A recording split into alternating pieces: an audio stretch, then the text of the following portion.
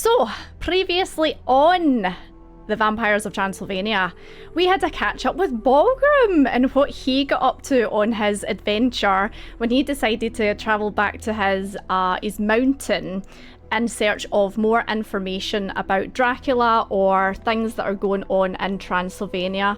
He also decided that he was going to sneak in as he didn't know how welcome he was going to be when he turned up back into his what was the settlement called again? Carrick-Grim, that's the one. So he disguised himself, went in, mingled a little bit, found himself talking with a couple of hunters in a pub, and basically bought a map of a treasure trail by the looks of it, or something along those lines. However, when he was speaking to the individuals, they did mention that there was a mine that the dwarves had been digging in, and that the people who came out of the mine had went mad. So yeah, he then decided to travel to Transylvania to try and meet up with Soren and Seraphon, and found a very tired Soren and Seraphon resting on the outcrop in the house of the skull, which is behind them.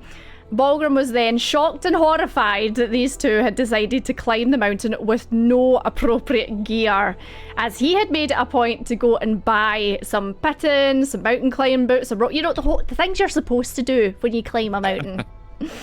Our three then discovered that their previous companion, Corvum, had disappeared, and there was no sign of him.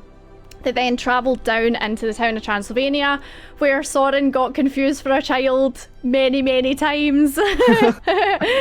And they decided to have a wee look around to see what they could find. The first thing that they found, which they found quite disturbing, was a statue that had been carved out of pure marble in the centre of the city, and it was a statue of King Vladimir Dracula Tepesh. It was magnificently carved, and the locals seemed to go up and do this strange kind of like ritual in front of the statue, where they would throw money, say a little prayer, and do a kind of strange symbol with their hands. However, it was Seraphon, with his keen eyes, that spotted there was something in the outstretched hand of the statue, and it was the centre of their sail on the ship that they had came over, with the symbol of Fornax torn and covered in bloodstains.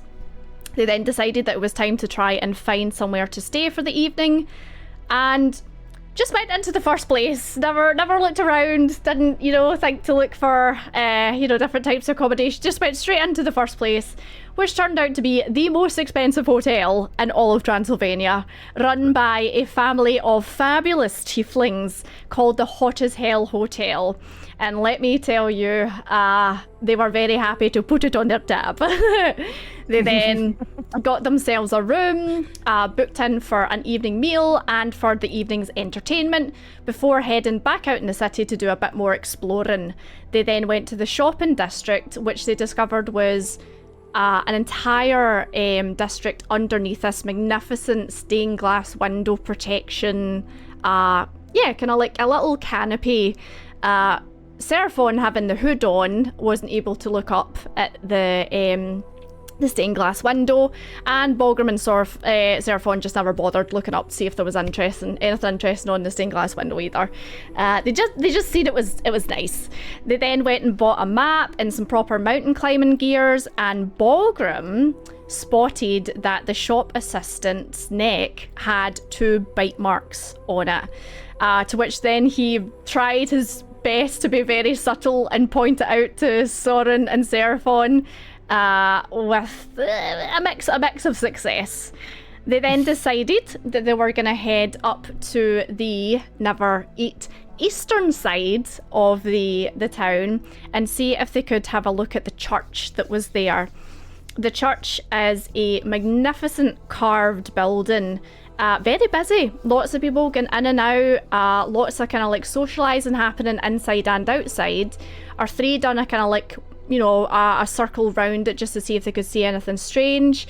Seraphon noticed some kind of carvings on the outside, but wasn't entirely sure what they meant. Balgrim, however, being a keen enthusiast of rock and stone, went over and inspected the outside of the building and determined that it was some kind of granite texture, but it had this really strange yellow tinge to it. So he wasn't entirely sure where it came from or if it was granite entirely. He then decided that he didn't trust the building, and dwarves, once have made up their mind that they don't trust things, just leave. So they decided to leave and go back to the hot as hell hotel for a nice evening meal.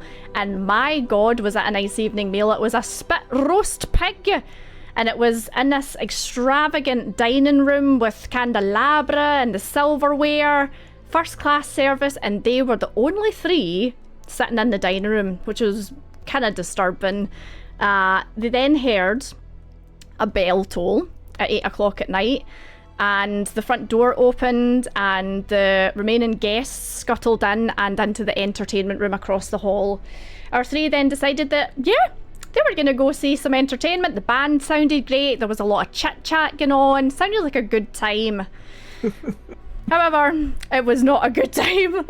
They pulled back the curtains, stepped in, and immediately realised that mistakes had been made as they came face to face with a room full of hungry vampires, eyes glowing and teeth a-shining. Our three then tried their best to slowly back out of the room. However, a mysterious male vampire, dressed extravagantly with all his jewels on his fingers, stood up, snapped his fingers, and Soren ran over and sat down beside him, to which he says that this one had been a pet before. There was then a quite hostile back and forth between the group and the vampire.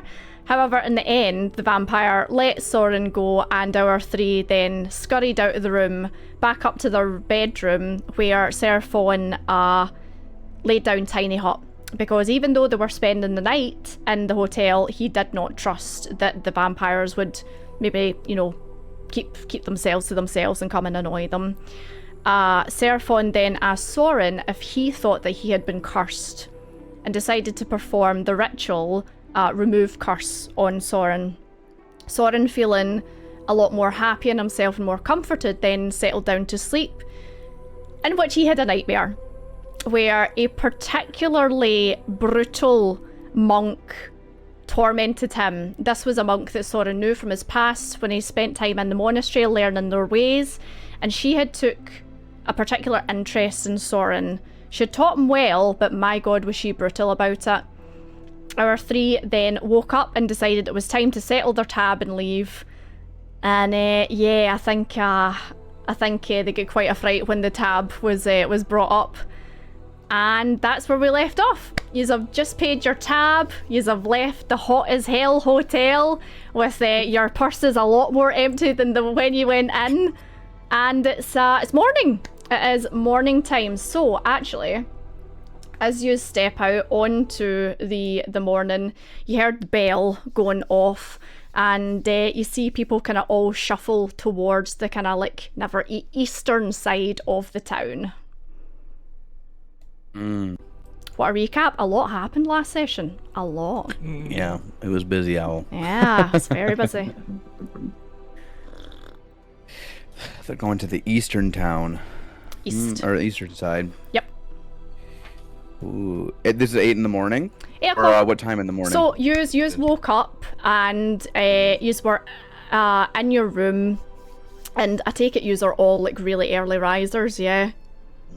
Yeah. So you would have heard the bell going off, and when you go outside after paying your tab, you notice everyone kind of shuffle off towards the east of town. Okay. I'll actually play the sound out because I uploaded a lot of sounds. I've got a church bell now. Oh. Okay, now I hear it. Now you hear Yes. it. So yes, you hear the church bell go off. Might need to turn up the volume. There we go.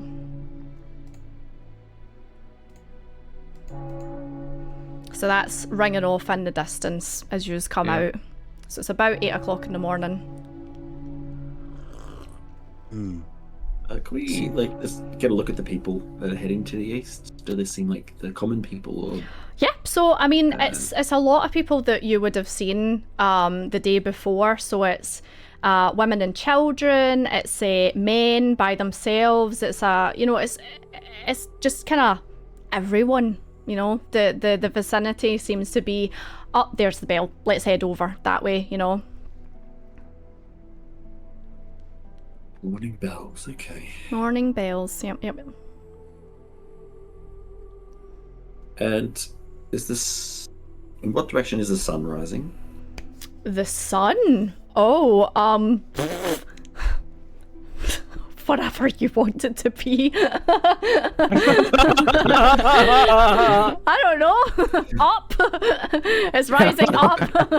No, I'll just check. Does the sun rise in the east or west in the northern hemisphere? I'll just check. I'm not too sure. Up. Oh yeah. One problem. I need to turn down the alerts. Thank you. Oh, thank you, Ramsey. Okay, the sun rises in the east in the northern hemisphere. Okay, it's rising to the east. Okay, that's fine. I don't know. It might have been a DM thing. I mean, like, I'm not telling you that. Yeah, I don't know. I never even thought of that. I'm just like, that's fine. Okay. But the sun, the sun, obviously the horizon is glowing.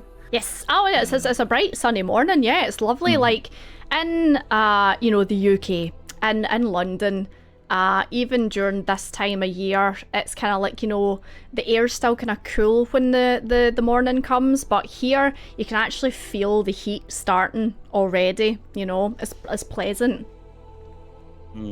Especially for you, Seraphon, being a dragon, you like the heat, Aye. Okay. I wonder if the Eastern Church is used in the morning bells. The Western's used at the other one, at the other time. Just a theory, but there's two churches. There's one on the west, one on the east side. Mm-hmm.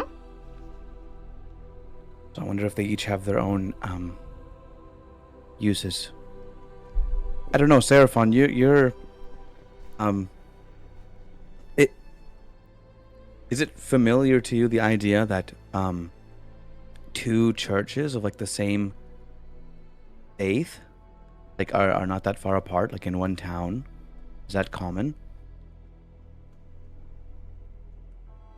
I think, well, certainly there could be different faiths, multiple churches in the same town, but normally there's just the one, from my recollection. If it's maybe they use the church for a different meaning, not for praying. Yeah.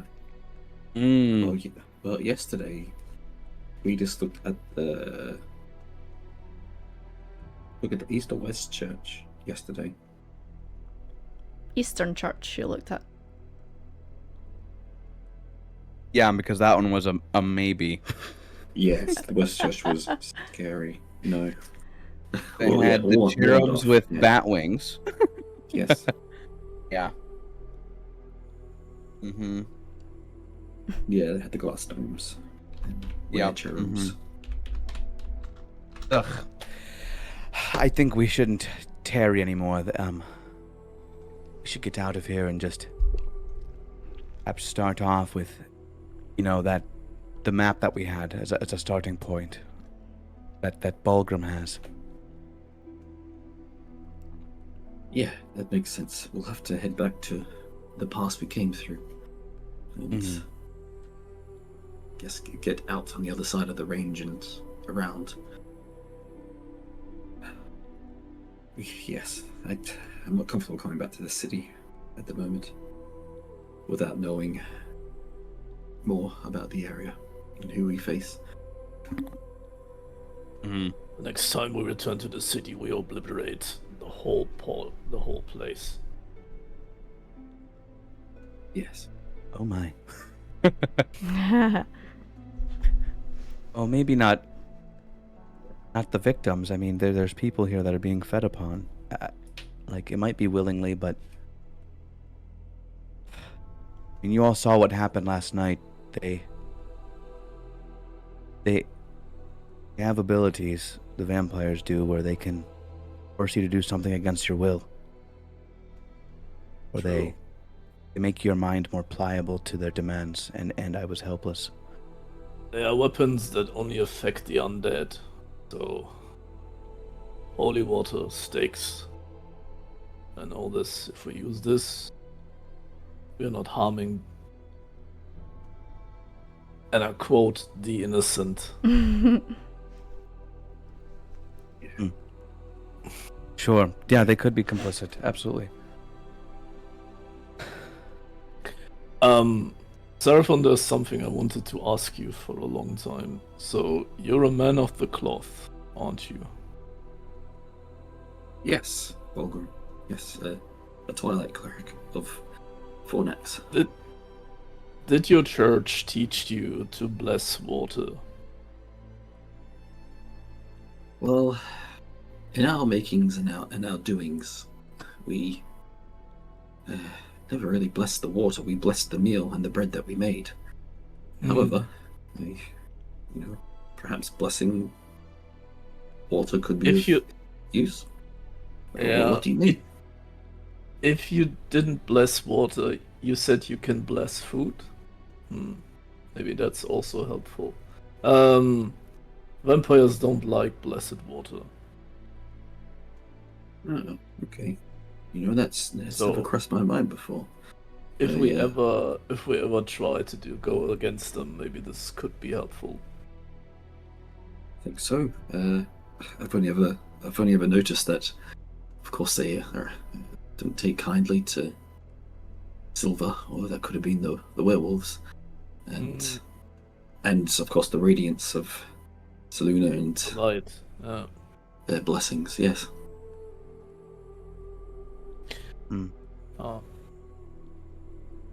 I have an idea, like how we can deal with these vampires, but it's just an idea for the moment. I have to take some time.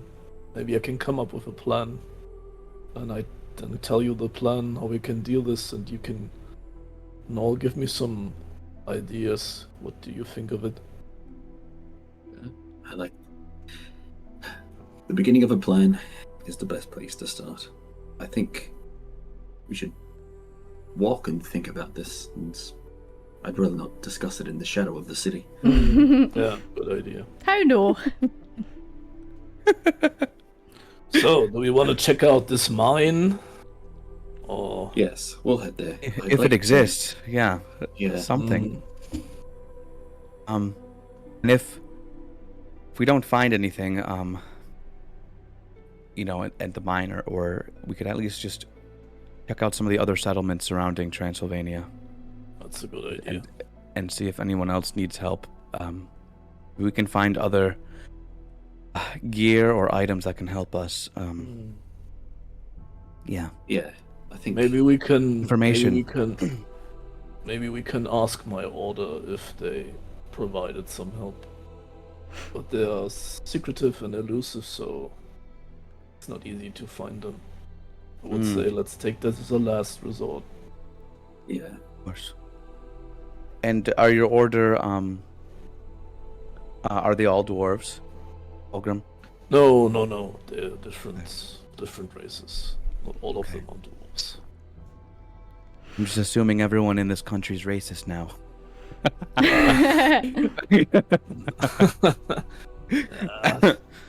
No, don't be fooled by that. They are, most of them, keeping by themselves. They're very superstitious, and yeah, they're not taking kindly to strangers. Okay. That's fair. Okay, shall we get out of here then? Yes, the sooner the better. Okay. Okay, so what is the plan? Well, Wanna go to the mine. You mind? Mine. And yeah, we'll go to the mine, but the only way out is through the way we came in over the mountains. And looking at Soren, I know you don't want me to do this, but I want to visit that dragon skull again. What? A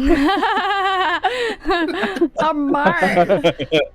Seraphon, I told you that this is a land of curses and bad magic. I don't think it's a good idea to go back there. One more chance. I promise I won't touch it if I don't feel like I should. It's But your funeral. I'm going to pray first and commune with Seluna if I can. Right. If I feel like it's not worth it, I promise I won't touch it with my hand. I want to take the chance and mark the location of the dragon skull on the map when we go there.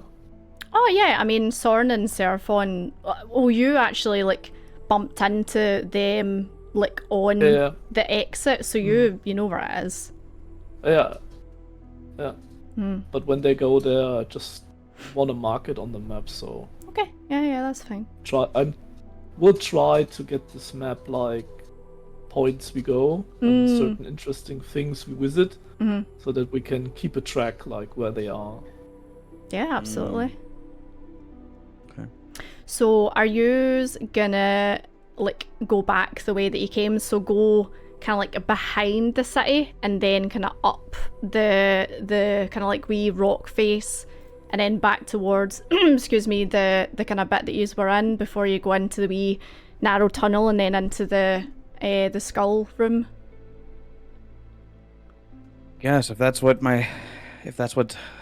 Seraphon wants, he's, you're the leader here, Seraphon. You're my mentor. Whatever you think is best. I think, well, it's the only way I know back. So, unless Volgrim, different ways. Which you don't have to follow. I'm new here. If we went to like the other side of the mountains where the dot is on the map, and we can just, climb around and over it. That's if we wanted a more direct route. But if you wanted to, circumnavigate and go around and visit the skull first, that's fine too. So the way yous came in from the south. So you could go back down south, go up, do whatever yous are wanting to do there. That room behind the skull is all collapsed. However, Balgrim did shuffle over to yous on like a wee 80-foot ledge. So Balgrim knows there's a way in and out there. And then it's just a case of yous come out the south and then you'll have to navigate to the X marks the spot kind of thing. Okay, that's not as bad then. Yeah. Not as bad. Okay. You know what, Seraphon? You were right. Just thinking it over in my mind, I should never have doubted you. I just want to make like kind of places on the map a bit clearer for you because I know it's not like that's helpful. yeah. Just in case you are thinking, oh my god, we have to go all the way around. You don't. Okay. Well, guess you want to visit another dragon skull. We'll do that. Yeah. So yeah. The same one. I almost forgot. I found an interesting spot somewhere, some on the way. It was a fallen down archway. We can take a look about that too when we check the dragon skull. Oh. Where was that fallen down? I can show you. I can show you. when Yeah, we go you can. the You way. also like can point it on the map and show. Yeah. Yeah. I would Okay. imagine Show Volgrim them. would like track everything on a map. Mm. So yeah, I point on the specific spot where I encountered it. Okay. Oh, this could be the same one we saw when we were coming through. You and I and Soren and our other companion. Although we couldn't make heads or tails of what it was, really. Yeah. Mm. We weren't too sure man. of what it was. Corvum, I hope he's not dead. That's this whole entire city is just cursed, and he's by himself. I think maybe Corvin's being more circumspect than us. So you said your friend was a tiefling? Maybe he Now what? wanted to visit. Maybe he wanted to visit this Hotel. hell hotel. Yeah. Okay. We asked that last week. Or yesterday, sorry. Yeah, no one, last all session. the NPCs that you had spoke with hadn't seen Corvum.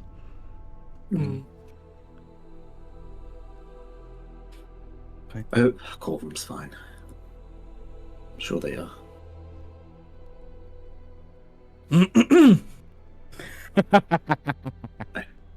All right. Okay, we head out then? Let's do it. Yeah. Let's walk. Okay. So, as you are walking through, you have been kind of like outside discussing things for a little bit of time. Maybe about like half an hour's passed, something like that. You see a couple of people kind of come back from like the kind of easterly direction, you know. There's a couple more people that are now starting to get up. You see a lot of women carrying baskets. See a lot of men kind of carrying like bags and stuff like that. Kids starting that they look as if they're maybe like in uniform, as if it's maybe like a school uniform of some sort. So it's early morning. It's busy. It's bustling. There's loads of people about, and then there's just this silence that falls over everyone. Everyone suddenly stops what they're doing and kind of freezes in place and looks in this northerly direction. Yous all turn round to look and see what this thing is.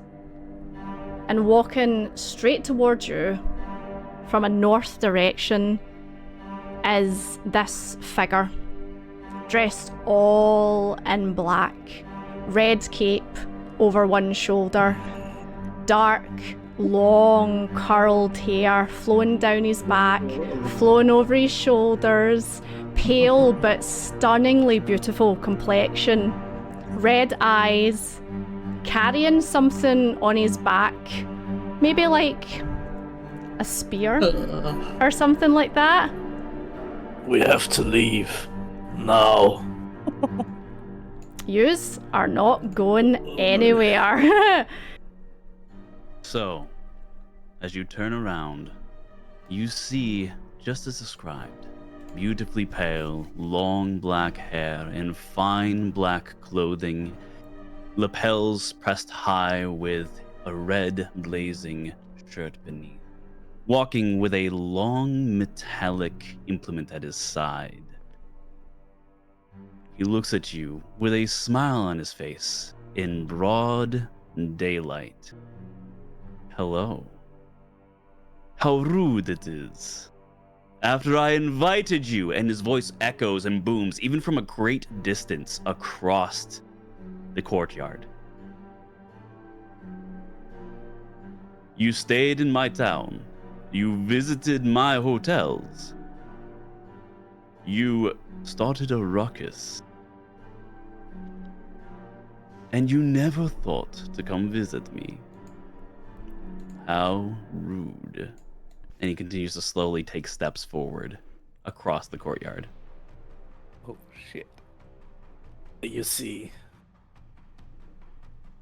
we are just on the run, and I turn around and run. Soren will be frozen in fear. I just turn and just kind of square up and press my shoulders back. So, I'll ask the DM, how far away would you say the church, or at least the northern courtyard is from where they're standing? I know I was able to echo that across, but how far away would you say I am? I'd say about your speed.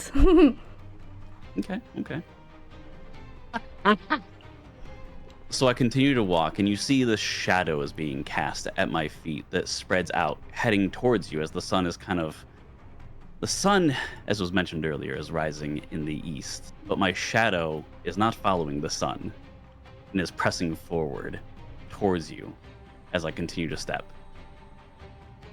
Oh no. How far away is Dracula? 60. 60. 60 feet away. Mm-hmm.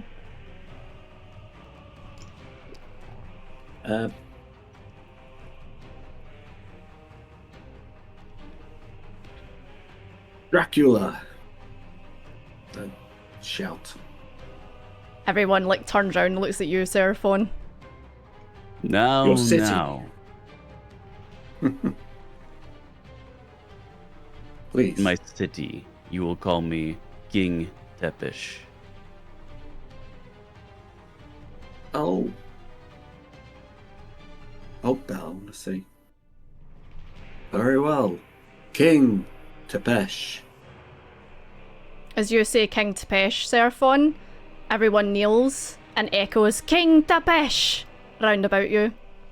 We were just taking our leave of your fine city.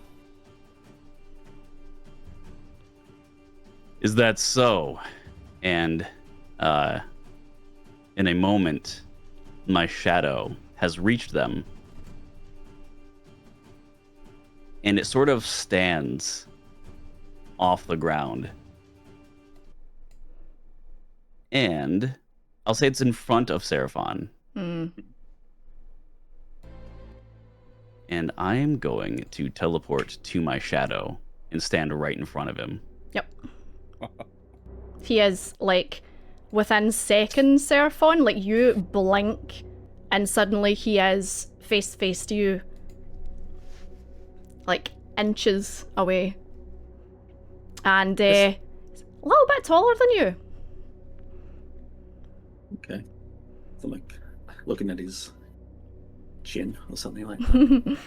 With a magnificent beard and mustache. It's like, damn, it's a nice beard.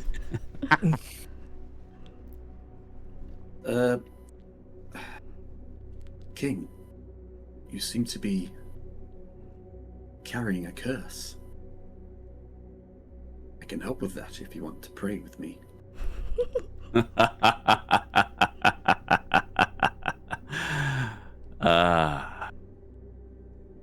I believe you're mistaken, for this is no curse, but a gift I took for myself.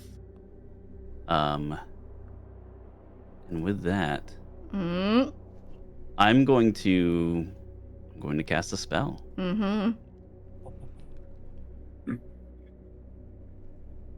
Mid-sentence, he's going to be saying, "You can leave my city when you're dismissed by your king." And I'm going to cast Fear. Oh, that's all. What kind of wisdom? Wisdom. It's each character within 30 feet. So Bolgrim and Soren, if they are next to him, would also have to do it. I ran away. What's your movement speed, Bolgrim? 25. You're within range. Give me a wisdom saving throw. So doubled when I ran must be 50. When I ran, it must be 50, I guess. Yeah. Do you know what? I'd say doubled, you're yeah. out of range for the time being. Yeah. Okay. Well, you both fail. So No. when frightened by the spell, a creature must take the dash action to move away for the safest available route on each of its turns, unless there is nowhere to move. Yep. So you're considered frightened of this man standing in front of you, and your Fair limbs enough, your limbs take over, and you run away as fast as you can. Yeah, I feel like compelled to run. Like my legs are moving without me wishing it. And I'm kind of following Bolgrim in that direction that he's run.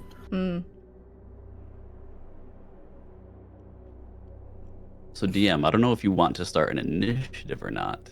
No, we'll just play it Or- casual just now. And then if it comes down to it, we can roll initiative. Okay.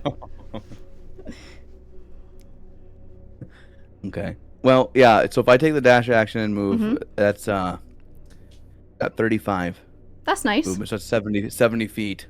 That's nice. So yeah, I just Oh God! Oh, wow. Oh God! He's real! He's real! No! No! No!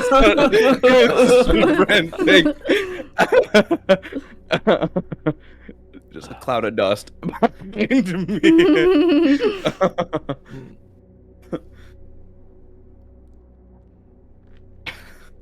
So as yous are running, you can hear the crowd all start to kind of like laugh and jeer, and kind of like cheer for their king. They now have this kind of like rivalry among them as they all chant, "King Dracula to Pesh, King Dracula to Pesh." Wow. Okay, I know that Dracula has appeared and frightened us. Mm-hmm. Looking at Dracula, Mm-hmm. and I'm just trying to look at Marble's eyes and what he's.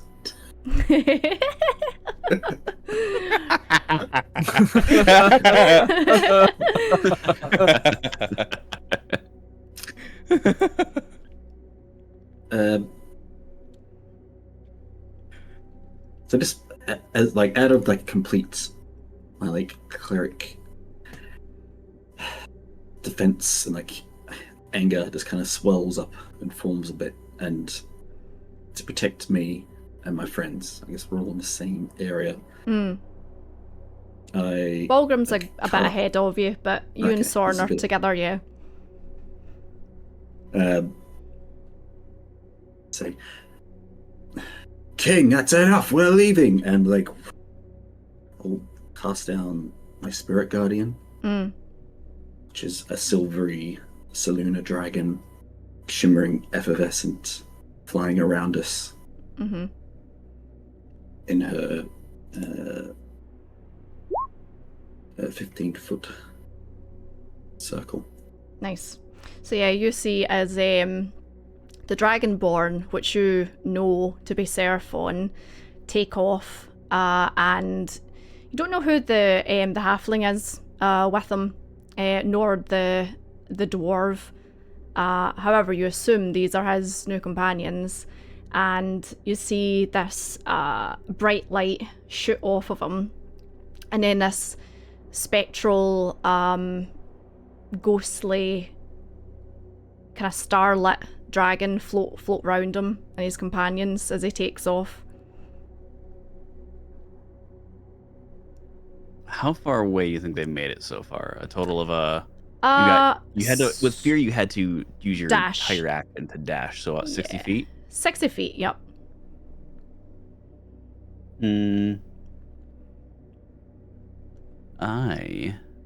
I'll use a dash as well to become 120 feet to appear behind them as quickly.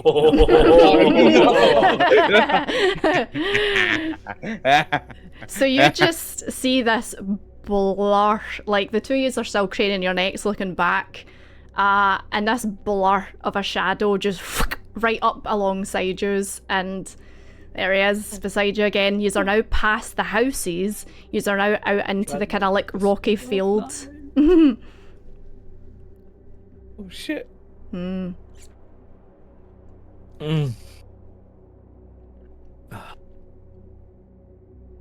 So at this point, you're all running. You would have been running towards me. So in that case, we'll have wisdom saving throws from Sorn and Seraphon to see if you can break out of fear, or whether you're gonna turn around and start running the other way. Okay, so Soren, you see him appear in front of you. You start like skidding to a halt. Oh, Seraphon, you're the same. You start skidding to it. You're like no, and you then start running back towards town. Balgrim, you are maybe like. I mean, nah, he's in front of you now. Vlad is pretty close to you at this point. Maybe about 30 Fuck feet. it! Oh. I turn around and I shift into hybrid form. Oh. So come at me, you giant bat! We will have initiative for Balgrim and Dracula. Here we go.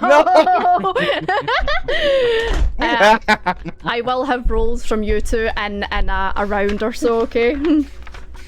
Oh my god. Here we go. I love it. I love it Oh so wow. much. Okay, so initiative. 9. So we have Vlad, it'll be first, Vlad, and then we have Balgrim. Okay, so you see this dwarf burst out of his flesh and fully werewolf in front of you. You're used to werewolves, you're just kind of like, ah, nice, you know? And yeah, you're first. I usually keep the dogs out of my town, but I knew I could smell a hunter on you. And with that, I'll just run up and I'll take the sharp implement, which you now see is a long, sort of a two-ended spear, except one end has a hook on it. This And- is the hook spear. The hook spear, the hook impaler, and I will, just with a very quick fluid movement, thrust the spear straight towards you. So Oh, that hits. So Is this 26 hit? 26 hit, yes. good. Wow. So 13 piercing. I turned into hybrid, so I got resilient height, so it's halved because it's Nice. piercing damage. So it's 6. 7. 6 or 7? Round it down, so 6, 6, yeah. 6, okay. So I lost 6.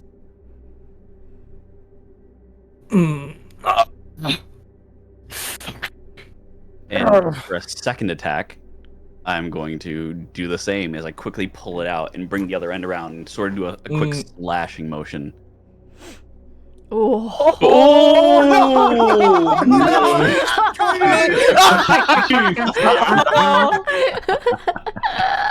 So what is your maximum amount of damage that the hook impaler can do? The max damage, if I recall, should be a d8, so it'd be 8 plus 3 plus 2. So 13, I think, is my total possibility. Okay, hit. so half that again, so it'll be 6 again, and then roll damage for me again. Because on crits, I let you do max damage and then roll again. So another 3 damage on top of that, Balgrim. So 9 damage in total. From the second attack. Yep, Okay. yep. So I'm down to That hide is doing good, though, 13. man. 34. Thanks. You're welcome! Okay, is there any bonus actions you would like to do? As a bonus action, Oh, here we go.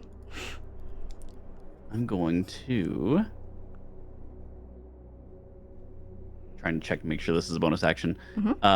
Yep. So that shadow that you saw earlier is going to stretch and appear behind you. And the shadow will stand up off the ground again and will actually also... Making sure... I love this. Nope, and that's all it's going to do. We're just going to have him there. So there is a shadow form of me standing behind you. And it looks particularly like Vlad. Okay, Balgrim, you're up. My turn. So I grip my maul a bit faster and slam it to the ground, and the head starts to ignite with fire. Ooh. And then I'm going to attack you. Let's see if I can hit. Whoa. So, normal. Oof. So do I hit you with a 21? You do. Okay. So it's The dog so I is got fighting 7 back. bludgeoning, and you get 1d6. So you Nice. get 7 bludgeoning damage and 5 fire damage. Nice. That was the nice. first attack. Mm-hmm. Now comes the second. Woo. It's another Amazing. 21. Nice. Nice. So let's see. It's a 13. 13 Nice. damage. And now another 1d6 fire. So 4. And I totally forgot. I have to damage myself at the very beginning when I do Oh this. yeah, for your Hemocraft dice, isn't it? Yes. And I get another 2 damage for myself. So I'm down to 32. So 13 bludgeoning and 4 fire damage again. So it's 20 damage in total and 9 fire damage in total. Nice. Yeah, that's a hefty hit. And with a bonus action, I want to take out the flask of holy water from my bag and just hold it in my hand.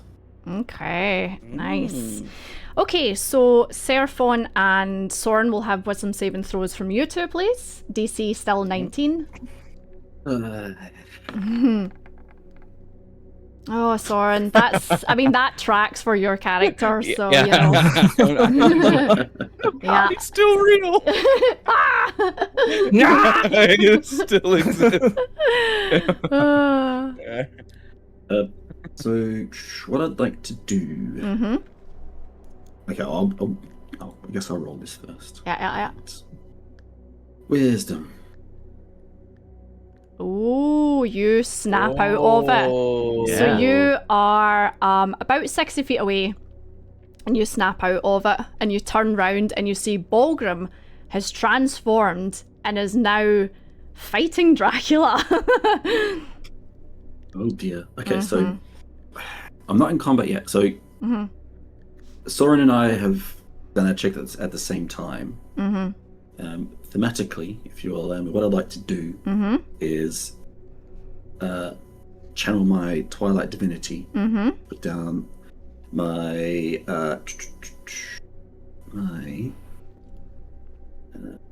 Twilight Domain, radiate that out from me, causing any creatures near me to end a charmed or frightened effect upon them. So end it. Yes. Excellent. Okay, so I'd say that's your full action for this turn. Soren, you are now no longer considered frightened, and you're about 60 feet away. Nice. Same again, you Can turn I- round and you see Balgrim fighting Dracula in full werewolf mode. Oh my Thematically, Uh-huh. can I do a bonus action at all? If you'll allow. You done your wisdom saving throw and you done your... so I think that's probably you. Okay. Okay, back to the top round. Vlad, we're on to you.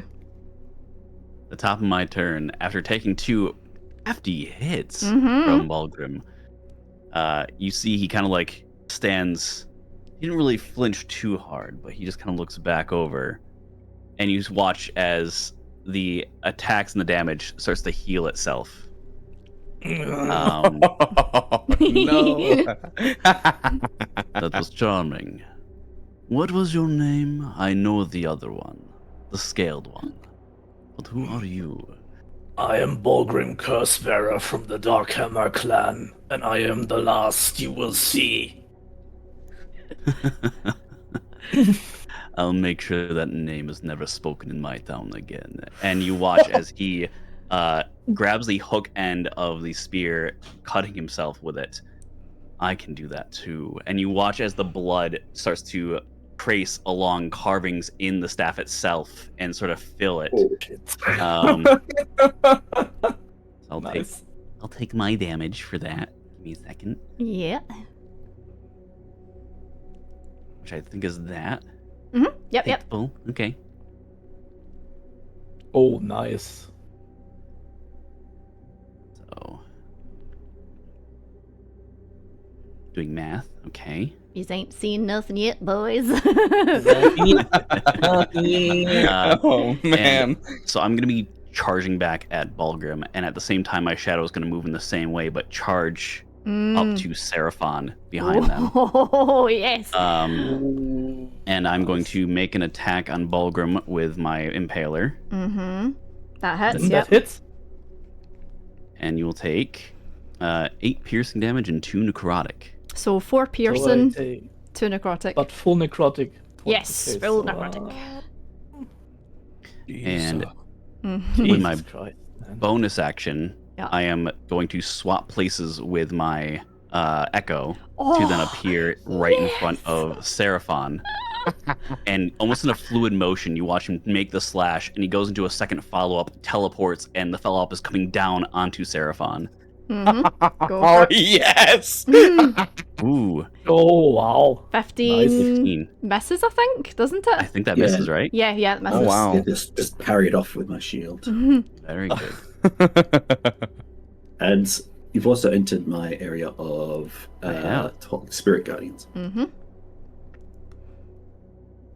So give me a damage for your Spirit Guardian. Hang on, you'll need to DC that. What's the Oh, is it a saving throw? Spirit Guardians, 15 foot, Get the hiccups. 10 minutes. Wisdom, yeah, give me a wisdom saving. It's a 14. You got it. Yeah. Wow. 19. So half. So check that. 3 of these. Half. 6. 6 radiant. Mm-hmm. All right. And I take that damage. Mm-hmm. Ooh. So you see this spectral starlit dragon just kind of like fly round from the side of Seraphon and almost like go through you, Vlad. Mm. Eight. So that was my 2 attacks, my bonus action. Mhm. I believe that will be my turn. Okay. Your shadow, does it do anything on this turn or? No, he can stay where he is. Okay. For now. Bulgrim, we're on to you. Vlad has run about 60 feet away from you, but there's this shadowy Vlad standing in front of you. Another attack of the maul. 16. So That it's hits. 16. That hits the shadow. Oh. Let's see. Oh. So it's 9.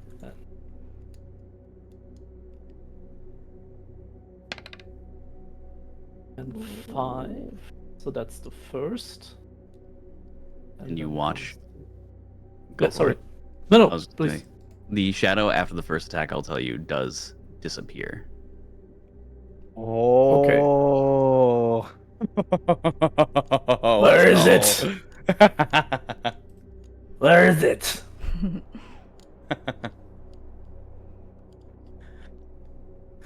And I think I'm going to try to catch up to Dracula. Okay, I'm so you can get going to halfway walk- there, is that right? Yeah, halfway. Yeah. Halfway.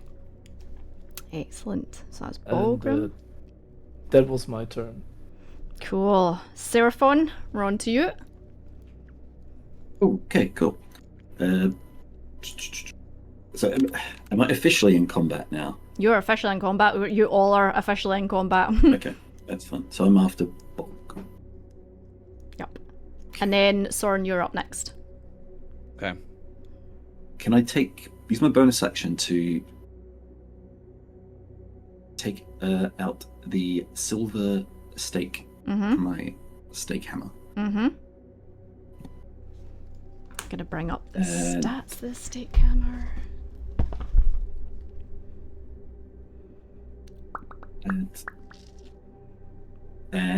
I like take it out and I like flip it and I go to drive it straight into Dracula's heart.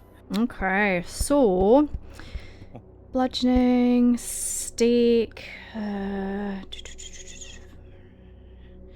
Okay, so because you are targeting a specific part of the body, the DC will be higher. So roll an attack for me. Vlad, what's your AC again? My AC is 20. Okay, so you're looking so for roll- you're looking for a 25, Seraphon. Okay, 25. Okay, I'm listening. Oh, a A 9. 9. Damn. Yeah. Unfortunate. No, that's enough. So how does this not hit you, Vlad? As you see, he brings out a long stake and goes directly for your heart. I smile as he just pulls it out and just say, cute, as it kind of like shifts and almost hits me, but I just kind of like shift very quickly out of the way. Is that the end of your turn, Seraphon? Yeah, that's the end of my turn. I cut my bonus and action in one. With I'll that, use my so I- legendary Oh, action no. to do a Yeah. No! I knew it. At the end of your turn, I'm like, uh-oh, here it comes. So, Dun, dun, dun. your legendary action, what does it do? So for this legendary action, it is using the multi-attack function. So I'm going to use 2 unarmed strikes. The first one will be a regular strike. So do that, That hits. which is a 24. That hits, Yeah. doing 7. Mm. The second one is going to be a grapple. So make a strength saving throw, 13. which I believe fails. Yeah. Yep. 18 for the grapple. So yep, that fails. And I'm going to use a bite attack.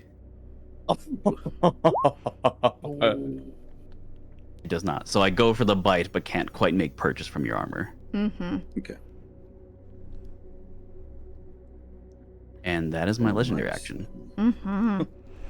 Okay, Soren, you see Vlad just within seconds go behind Seraphon, grab him by the neck and go to bite. However, he bites down on armor. Soren, we're up to you. Oh Lord, how far away is About 15 the king? feet. 15 feet. 15 feet. Oh my gosh. I'll be like, And then Vlad, you're on deck. I'll be like, Seraphon, we gotta go. We gotta get out of here. We can't. I don't know what's going on. We have to run. We have to run now. Balgrim, retreat. And then I'm gonna let's see. I'm just like grappled, so I'm just like, Soren! You can't run away, fight! Whoa.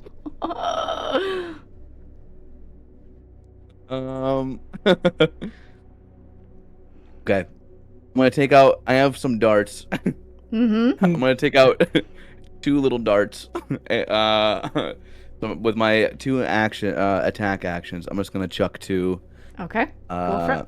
2 darts at the king to see what happens. Miss. 11. That goes missing. Oh, at that one 26. hits. Yeah. 26 hits.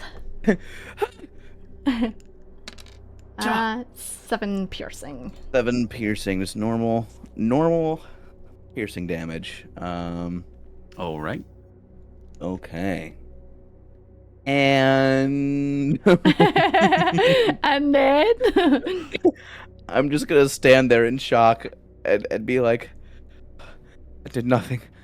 And just watching horror as the king is trying to clamp down on Seraphon.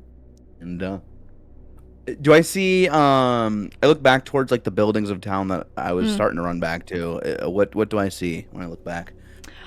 it's a mixture. Like, a lot of people have just kind of like went about their day. There's a couple of people standing watching. But yeah. Oh, no. Okay,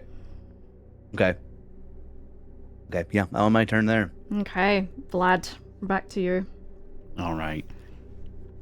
By any chance, is that Spirit Guardian's concentration?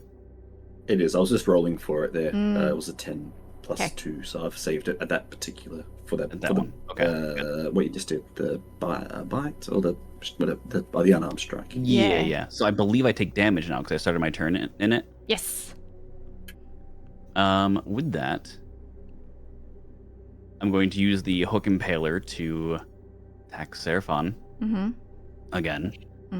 So I'm ungrappled now. I can still attack you with the other hand, so you can grapple with one and attack with the other. Sure. Okay. As long as one hand's free. Yeah. That one misses, yeah. So you just kind of like Ooh. squirms out of the way, and you miss.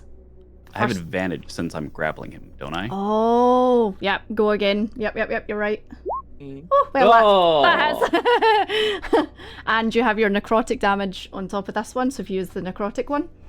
Yep. That is nasty. So 13 piercing and 2 necrotic. Dun. And your second attack. Absolutely. While this is happening, my shadow again is growing out behind me and heading towards Soren. No. And it stands up. So I'll make that second attack. Here, Okay. I can actually put it at advantage here. There we go. Oh, yeah, the wee toggle. I mean, Yeah. yeah, they would both hit. And another Man. 13 piercing and It's 4 at necrotic. 17. Mm-hmm.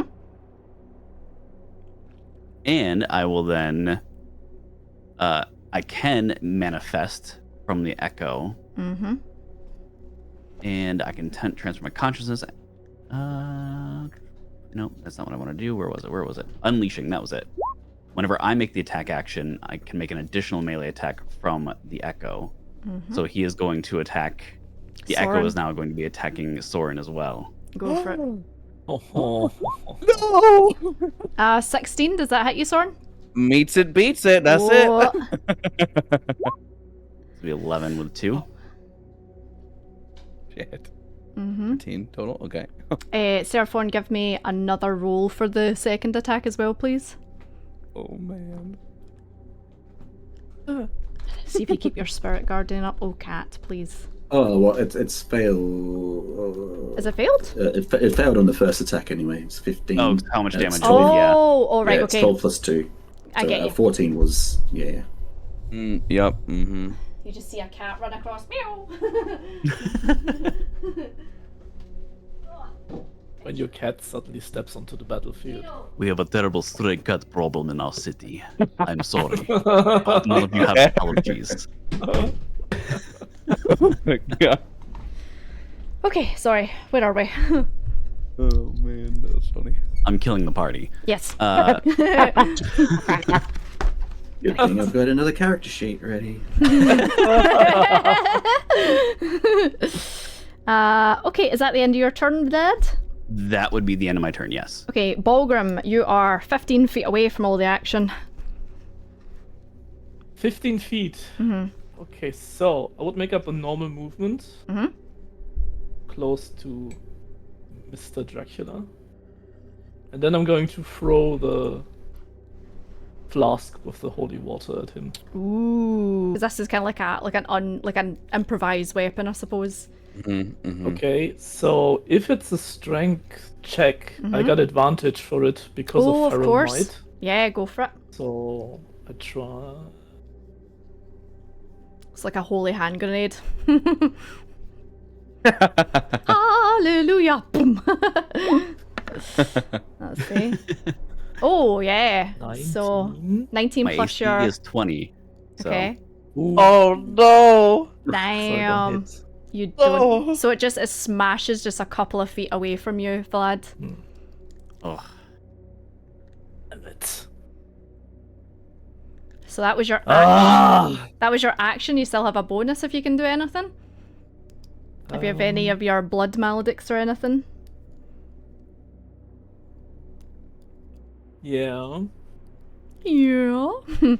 I'm going to I love blood hunters. apply Curse of the Marked on Flood then as a bonus action. Okey-dokes. So you mark a creature that you can see within 30 feet of you until the end of your turn. Whenever you hit the cursed creature with a weapon for which you have an active crimson you ride, you roll an additional hammercraft die when determining the extra damage for the ride. And I'm going to amplify it. Ooh. So that means I get another damage. Mm-hmm. That means the next attack roll you make against the target before the end of your turn has advantage. Nice. So, oh no, I will not amplify it because my turn ends now. Because that's I had an action for throw and a bonus action, so I will just do the Curse of the Marked. So it makes no sense to do the amplify thing. That's fine. That's fine. Perfect. Are you wanting to move at all, or are you going to stay there and wait? I stay there where I am, just grabbing my hammer and looking very frustrated because I didn't hit him with the flask. How far away are you from Embalgrim? 15 feet. 15 feet. Okay. Yeah. Hey, Crystal. Double checking. Okay. Seraphon, you are grappled at the moment. We're on to you. Before the start of his turn, Legendary? Let's see it. I'm going to use my legendary action. Yes. Yes! No. Embalgrim. Now I'm grappling Seraphon. Oh. And the other hand holding the hook impaler spins. And I look back at him after he threw the flask. That was not kind. And I chuck the impaler using the legendary weapon action. Yes! Creature within 60 feet that can become impaled. I need you to take a dex saving throw of 18. Okay. Oh, no way. Oh, there's no... Okay, I have no. Just give me if I have anything. No, it's just strength. I have nothing Strength in this for form. dex saving throws. Okay, I'm making a normal dex saving throw. Ooh. Oh, shit, it's just a 10. So, Vlad, It's just a 10. do you want to tell us what happens as you throw this Sure. spear towards Balgrim? Absolutely. Or it's So the double-ended spike, the hook impaler, where it gets its name, is thrown and cast through you and actually impales you through the midsection. You take the full damage that is there, the piercing and the necrotic. On its turn, you can choose to use an action to remove the impaled object, or you stay impaled where you are. So Your you speed can't. is reduced to 0, so you are staked essentially to the ground by the spear. And I also have to roll a wisdom saving throw because I'm now in bloodlust because I have fewer hit points. Oh. But I have to do this when my next turn starts. Okay. First of all,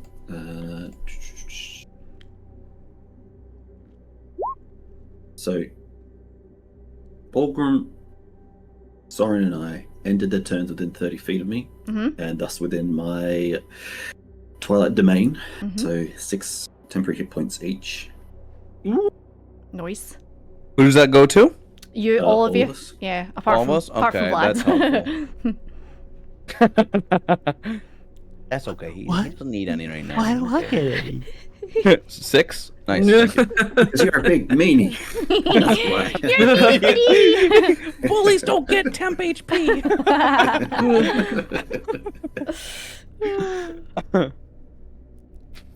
Okay. So I'm still grappled. Do I need to? So if you want to break out, it would be a contested strength, so you would make a strength saving throw. It was 18, wasn't it?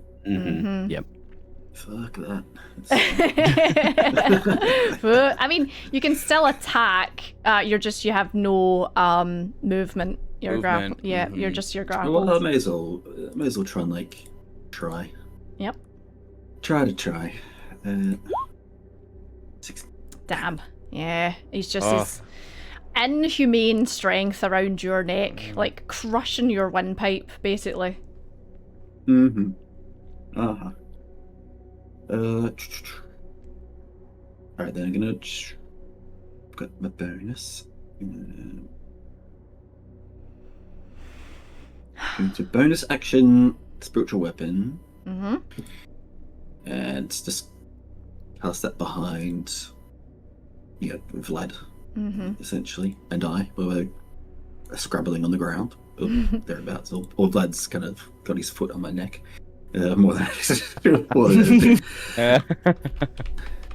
And my action will be to call down Moonbeam upon me and Dracula. Oh, okay. Yep. Give us the moonbeam and the thing, please. So that's 5 radiant. Yes, 5 radiant. And whilst the spiritual weapon gets its paddling Yeah. into. Get a paddling. Spiritual weapon. My. Roll an 18. Misses, unfortunately. Oh man. Woo! The AC is too high. Woo! Oh, We decided to start combat again. I believe it was. I believe it was both of you two. Well, Bulgrim actually started the combat. Thank you. This we start pointing fingers now. It's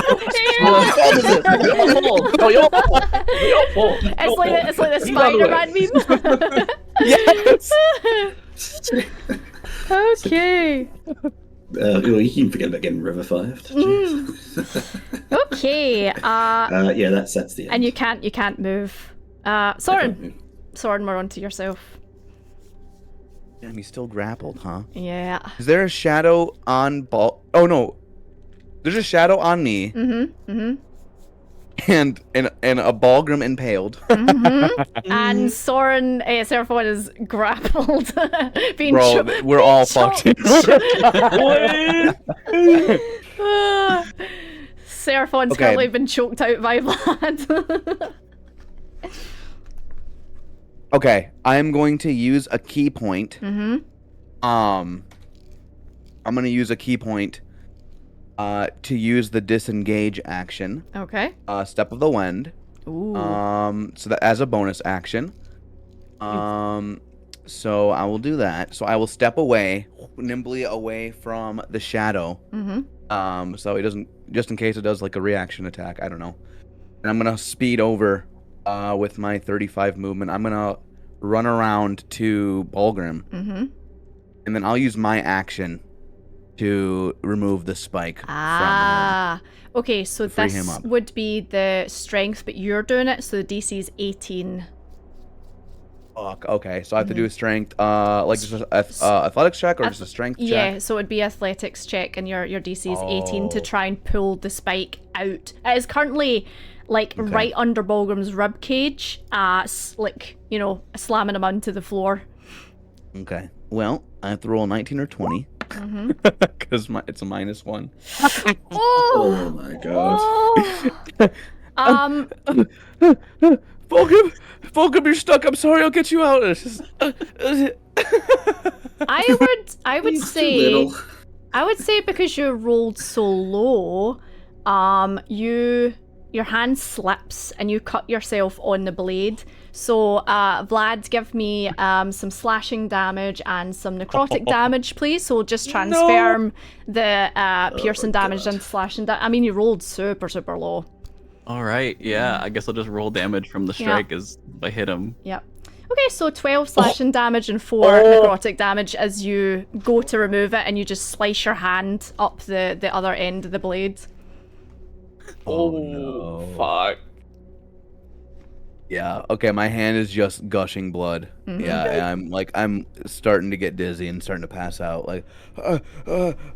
Okay, that's the end of my turn then. And with that, Vlad, we're on to you as you turn round and you see this tiny halfling trying to pull out your impaler from the impaled werewolf that is looking a bit ferocious now. With that, I just want to ask, if I look at the three of you, how, you don't have to tell me where you're at hit point wise, but how bloodied do you guys look right now? Yeah, we do kind of like a visual here. I look really bloodied. Soren's looking bloodied as well. Quite bloodied, yeah. Oh, Yeah. they're fun. Although, like, you know from how you've been attacking with your spear anyway, that you could finish me off very quickly with another attack. All right. So, I'm going to do this. I'm going to cast Suggestion on Bulgrim and Soren. And I'm going to walk while holding Seraphon over to them to pick up my impaler. Just drag him over. Suggestion. Okay. There's no way. Yep. That So tracks. that was on Fine. those two, but not me. Yes, not you. Yeah, Okay. that tracks. Ooh, 15. close. Cigar. And I'll say, why don't you all go take refuge in the mountains and think about what you've done? And I toss Seraphon over to you two while picking up my impaler and just stand watching. The two of you, Soren and Bulgrim, are compelled to carry out this action immediately. Yeah. And are compelled to over the next 8 hours. Yeah. Bulgrim, we need to take refuge in the mountains and like a think about what charm? we've done here. It's an enchantment. Okay. Let's go. I will shoulder him, and then take him with us. So, Seraphon, you are barely conscious at this point. Well, I'm good enough to walk. I probably have a lot more strength left than those two. Yeah. So I'd like slowly like flap. So as yous are leaving, we'll come out of combat.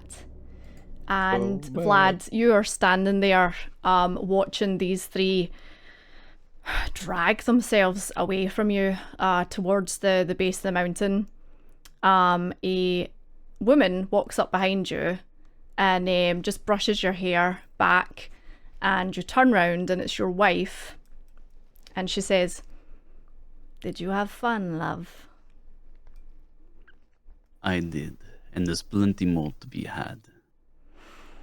I know you enjoy playing with your food, but do not play too long next time. As you wish, my wife. Come, let us go get something to eat. All this Indeed. bloodshed makes me hungry. And you walk off back towards your castle. Thank you, Marble.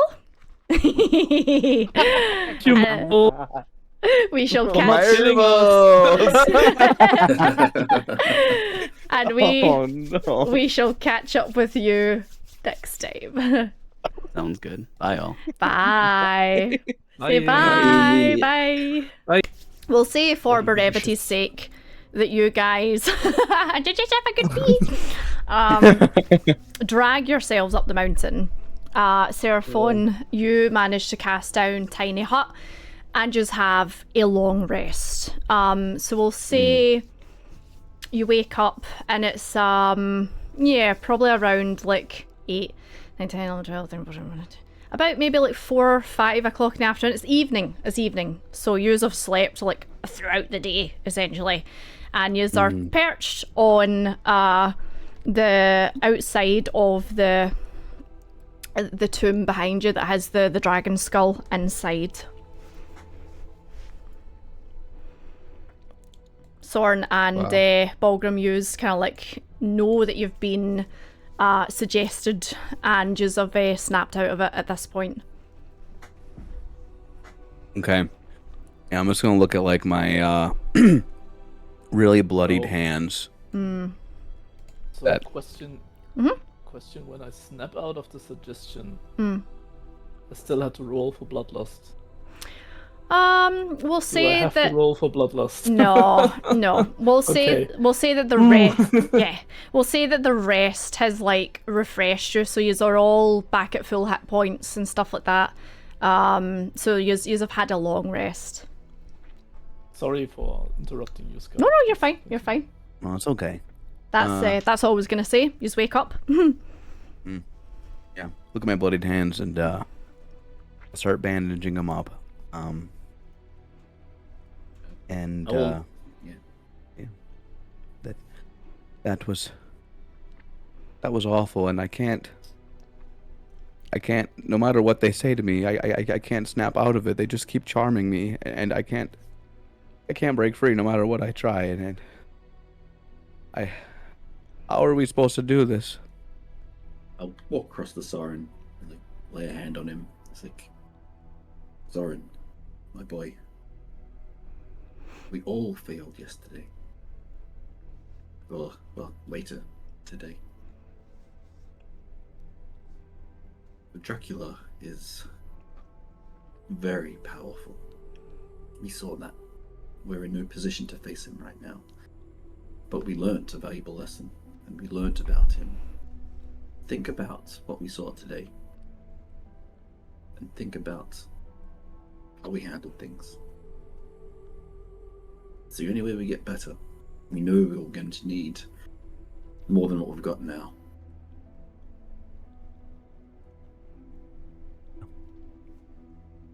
You're right. Just, Ed, what's that say? Do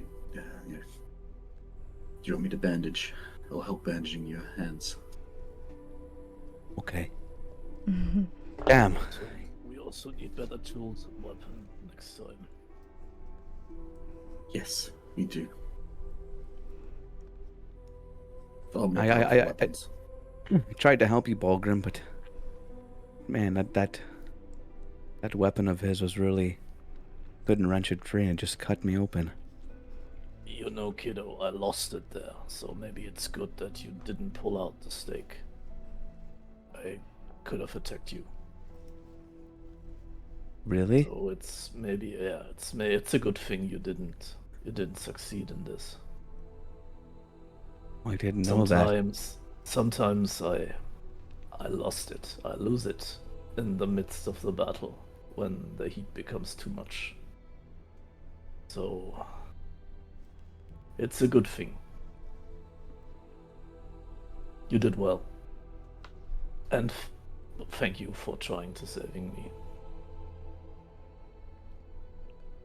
How are you two doing? Not enough about me. Seraphon, you okay? Fulgrim? I'm good, thanks. I'm just thinking. And I think it's best that we talk and plan the next time we face him. Mm-hmm. What we did was not sufficient. Can we, so just from my experience of fighting in London and the other creatures we faced there, the attacks that I did, even though the wisdom attacks and they were radiant, did I notice any particular extra damaging effects upon Vladimir? You can give me Vlad. you can give me you'd have to do an insight check because everything happened so quickly in battle. You'd need to see if you noticed anything. Yes. With guidance. With guidance. 30 20. Dirty 20. If I just do it for why not? A 2. So when you're thinking about it and you're like, okay, I've seen Soren do that and Balgrim hit him and then I cast magic and you've seen him the kind of the cuts and stuff like that on his face and everything heal themselves a lot of the time. But then when you had radiant damage, you couldn't see damage because he's armored and stuff like that, but you never seen him kind of bring himself back as quickly. It's so hard to tell, but you think the radiant done a bit of damage to him. Okay. But you definitely seen him regenerate, which is mildly concerning. Yeah. Cool. Yeah, I've not seen yeah. Well, I mean, I've seen regeneration like that before. His was on par, if not better.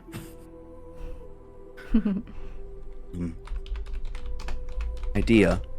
We need to hit him harder and faster than he can re-knit himself together. Yes, we also need, I think, Balgrim. Earlier today you mentioned blessings and what we could bless. I think while I have certain prayers I can call upon, we actually need the blessings of gods, I think, upon our weapons. That seem to, I think they had more effects than... We also need more information about him. Maybe we can find something that hurts him pretty well. Yes. Besides tying him down and sticking him in the heart, which I tried, but I'm not. A weapon like this, like take out the stake, requires far too much finesse for a clumsy-handed dragon like myself. I'm not dexterous enough, it seems.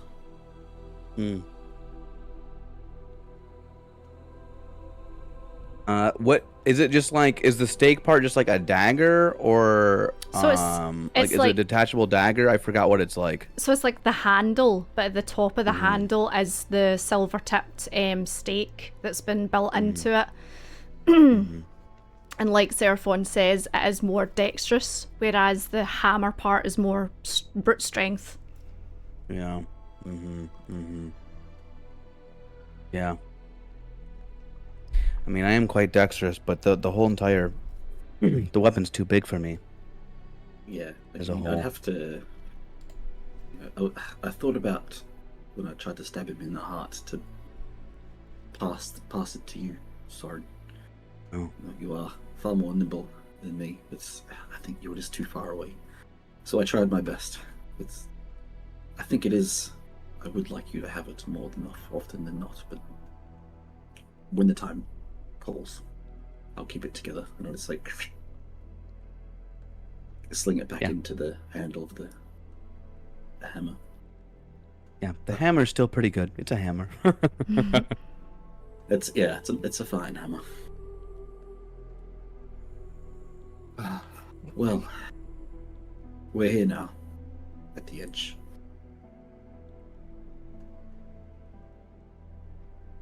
So yeah, Where are we? Where do we guys snap out of? Where did we end up camping in the mountains? Yous anyway? are back at the exit to the skull. Like that's Oh, okay. yeah. Wow. So that's pretty much the only place that you like. When Vlad suggested you take refuge in the mountains, this was the only spot that you knew. So It's only refuge. Yeah. yeah, yous are like, oh, refuge. Oh, yep, back there. Yeah.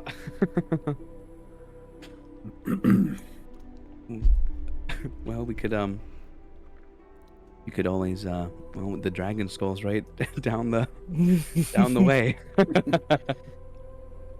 Yeah, I was like, look up and just pensively look. I was like, yes. I want to visit Soren Bolgrim, but not right away. I need to try and speak with Saluma. Okay. Well, take the time you need. I'll be over here meditating.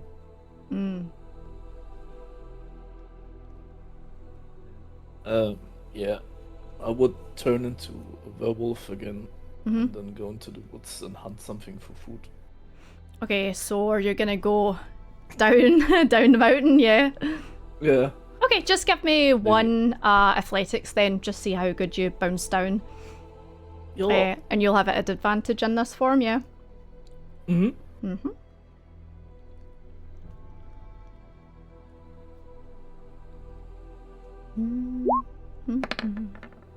19? Yeah, absolutely. So you are more kind of like, robust, I suppose, when you're in your werewolf form. So even if you kind of like slip on the rock, you kind of dig your claws in and then kind of like, scale your way down. And we'll just have a survival check, see if you can see, whether it's like rabbit or deer or something like that. See what you find. Oh, 20? Yeah, 20 is pretty good. You find a big elk that you manage to grab, and then you start to slowly drag it back up towards. It's a bit harder, considering you're now dragging this thing up with you, but you eventually get up. Okay. And then, before the camp, I would turn back. Just breaking down, because it's more heavy now. Yeah. Lay it on the ground, but more looking like, oh fuck, that's a stone. Suddenly much heavier. Yeah. Oh my gosh. How did Balgrim take down the elk? You see the throat's been torn out. Oh shit! You werewolfed it dead. Yes. Oh my god! Maybe Holy crap! I Maybe- was frustrated. Bolgrim was taking out his pepped up anger on the poor elk. Oh man. Okay. Would you like any help cleaning this out? Or repairing this? Yes. You know what? And I give you the knife. Okay. Yeah. You have to cut here from. I show him from the anus to the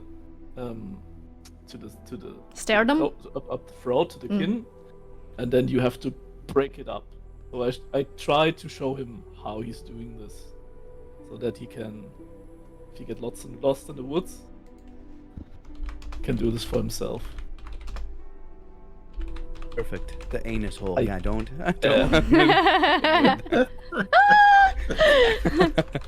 Very good. Thank you. It's a great visual. And then you take out everything that's not supposed in there, like the yeah. Yeah, and with you being a hunter and your tribe, then you've had plenty experience doing this. And Soren, you just kind of like quietly sit beside him and kind of like give a hand whenever needed. Serphon, what were you doing during this time? I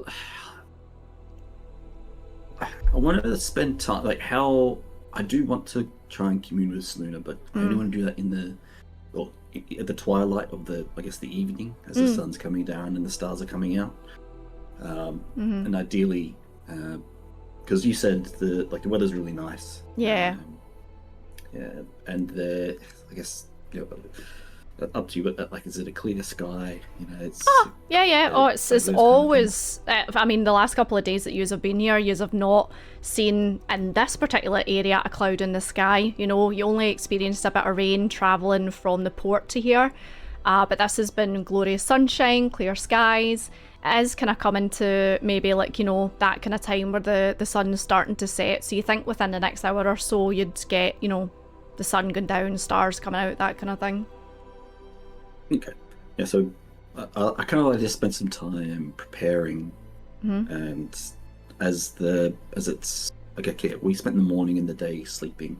Oh yeah. So moving into the twilight, as the sun's going down, the moon's rising. I kind of sit down to meditate and pray, really, as hopefully I see Seluna's star in the sky, and I just make a prayer to Seluna. Seluna, hear my humble plea under your gaze. I sit before the entrance in the area of Gorgorath, an ancient dragon with terrible, terrible power and ancient might, slain by Dracula. Seek your guidance and the silver light for this task, reverence, to approach and to take by gift or force a boon of his tooth. May it guide our journey and slay Dracula. Hear me, please, Seluna. I'm begging. Okay. So as you say this prayer, you're looking out onto the night sky and you see the regular constellations, and you then see the Seluna constellation, which from where you are, it's in a kind of different position than where it would have been in London.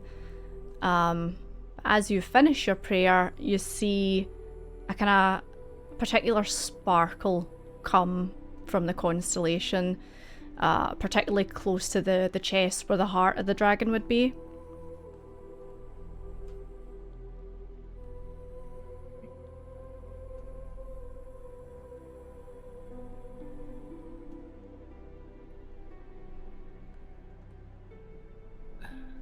Seluna, you've given me guidance.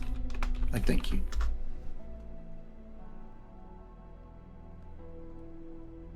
Now it was only the head that was visible, wasn't it? Yes, so the body was in the body was the cave. Yous were like inside the rib cage.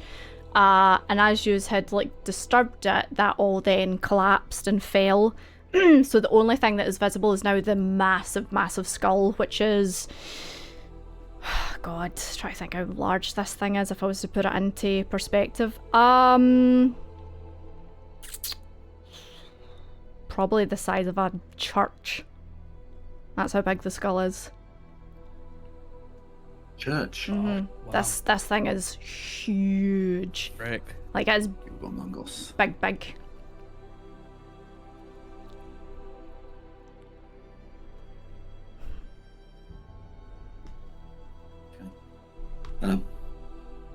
So like I've had Seluna, I guess, mark that part of the chest, the hard area of the dragon of Grograth. Am I saying that correctly? Grograth. Grograth. So like wrath as in like wrath, spiteful, that kind of thing. Grograth. Grograth. Yeah. Wrath. Got to roll the R in there.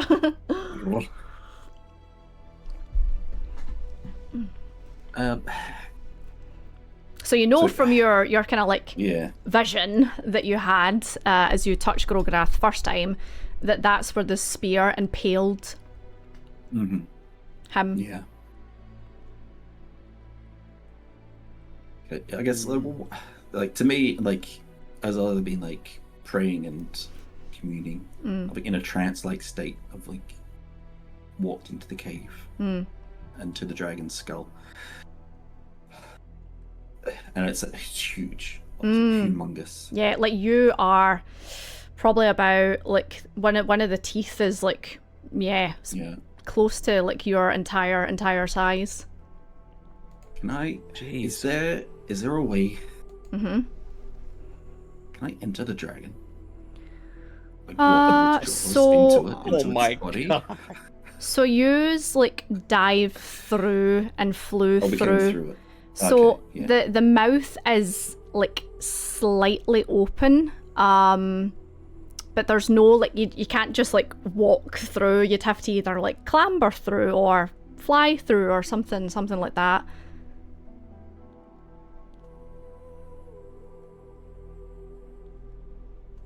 Can I walk inside?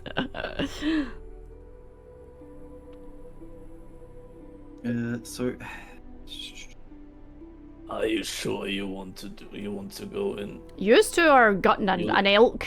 If yous are not being like, you know, watching them, then you don't see them disappear. Right. I suppose we are. It's nice to know you. Should we cook up the liver, Balgrim? I've always wanted to try elk liver before. Yeah, they're still gonna making like blood sausage and like haggis and stuff. And This is so much fun. I love this.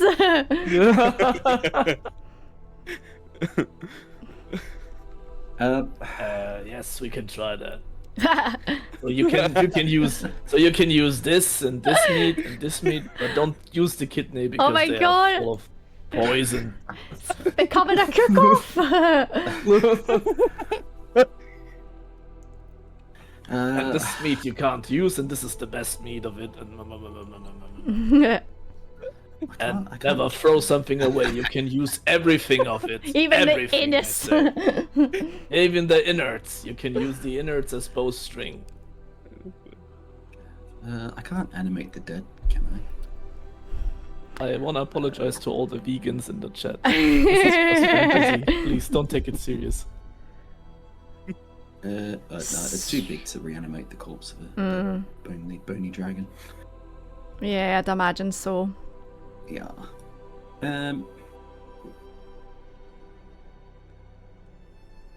So the first thing I'd like to try is if it's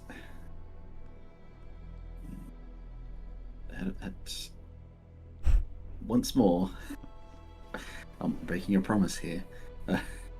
I'm not actually. No. just put my hand upon the snout. I'm not touching the tooth. Mhm. It's still touching, and trying to remove any curse Okay. from the remains.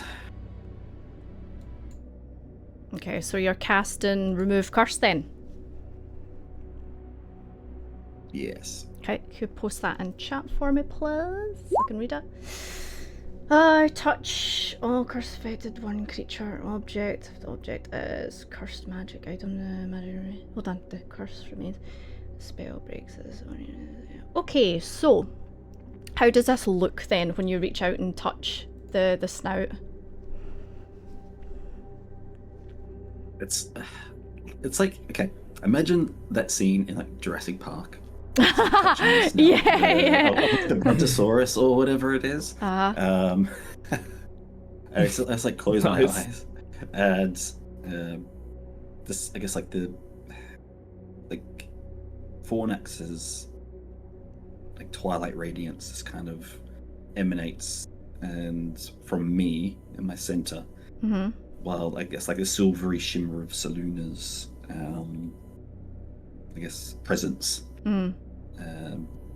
just encircles the, I guess it's the snout area, traveling across the bones of the dragon.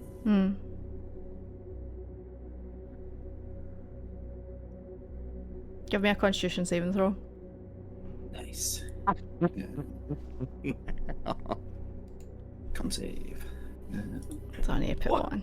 Why, Visceral? It's It's I'm for science. It's okay. 15. So, you touch this and you cast Remove Curse, and you see this kind of like iridescent silvery twilight come off you, radiate off you, and pulse into the skull.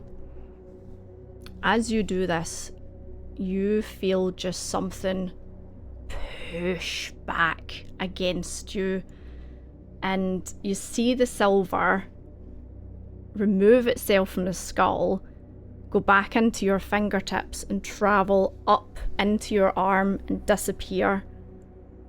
However, chasing that silver from your palm is black, like oil, and it starts traveling over your palm, down the length of your fingers, traveling over your wrist, going up, up, up, up, up. And you then feel yourself being sucked down somewhere dark. You open your eyes and you are surrounded by scorched, blackened earth. There's these plumes off in the distance of black, yellow-orange smoke out of the ground.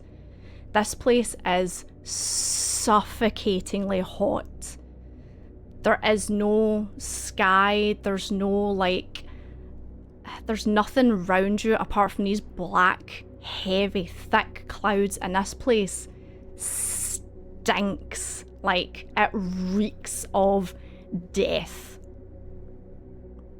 And next thing you hear is these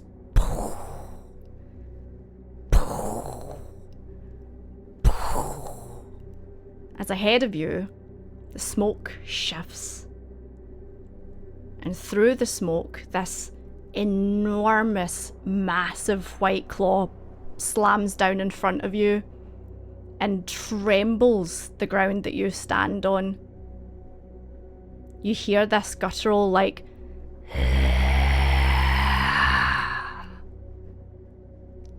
as a strange noise starts surrounding you. Can you hear that? Oh yeah. Yeah? This enormous dragon head comes down through the smoke, and you are face to face with Grograth, the Frozen Doom. That's so cool.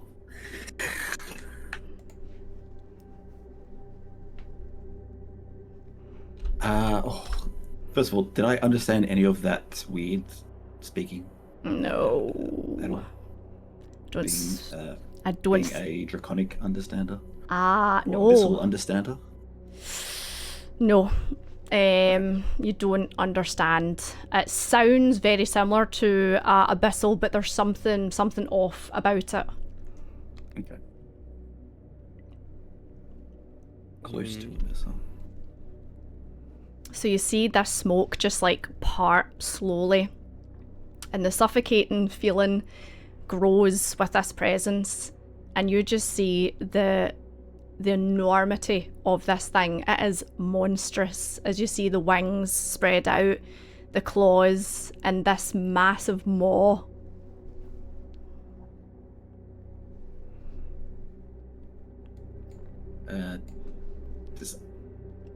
As I see this, it's kind of like like I don't do it to myself.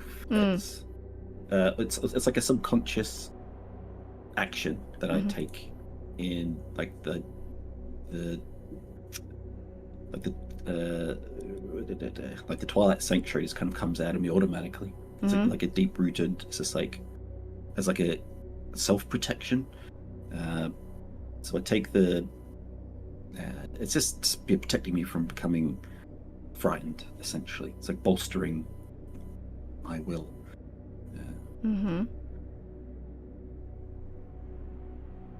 So you're look. So you're trying to cast Twilight Sanctuary on yourself? Well, it's not really it's like channeling my divinity more than a spell, I suppose. But it's like if you want to call it a spell, you can call it a spell, but it's not a slot or anything like that. It's just a class. It's like a class skill, essentially. Yeah. So you try to summon this Twilight Sanctuary over yourself to give yourself protection, and Grogorath laughs this awful, horrendous laugh. It's almost deafening to your ears as he bends his head down. No.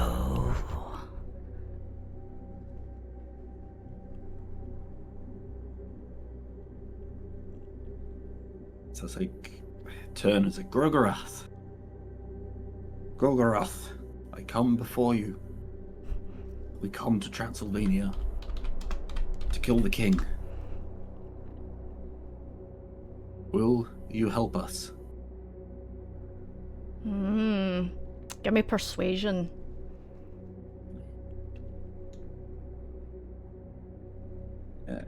Persuade. 10. So again, he laughs at you and flaps his wings. Give me a athletics check. We'll see if you're blasted over. 11. You fall back on your back, and one of the clawed hands comes up and slams down, and you're like in between his fingers.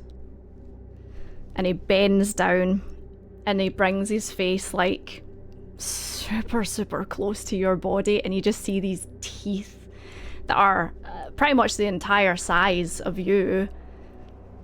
And he says to you,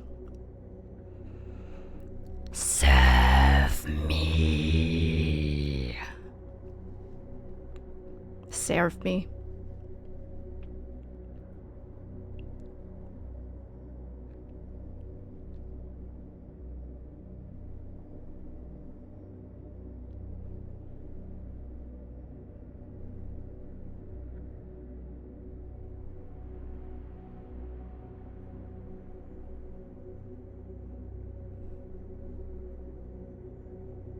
Mighty Grogorath. Already I serve a god and a dragon.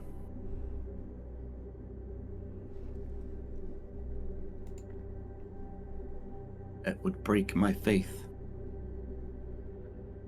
to serve another.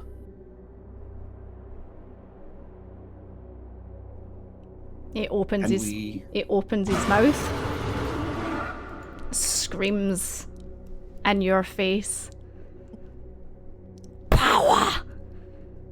I offer you power!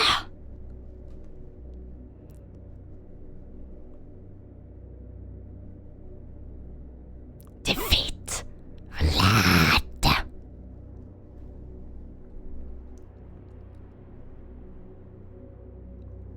I like look deep inside of myself. Mm. And there's something primal and dragon resonates. And I stand and kneel. Olgarath, I will serve you. Empower me to help kill the vampire. So Grograth gives you this massive grin, takes his paw away from you, raises his head up into this blackened sky, opens his mouth and breathes inwards. And you see all this black billowing smoke just fill the dragon. Like you see the chest expand. And as he's doing this, quickly give me a perception check, see if you can see anything while he's doing this. Perception. 16. 16. You see the body of a massive black dragon in the background. He then looks at you, his lungs now filled with this black air, and blows it over you. Seraphon, you go flying backwards. You just see rock and ash and these like of like, it's almost like volcanic splatter, and they start hitting you. But it doesn't hurt. Your body feels warm. Balgrim and Soren, as yous are gutting and preparing the elk, you hear a loud rumble coming from inside the cave, and you hear this almighty dragon screech. And next thing you know, you see Seraphon like tumble out of the passageway and land in a heap on the edge of this cliff. Oh shit, don't tell me he... Oh fuck. And I drop everything and run to him.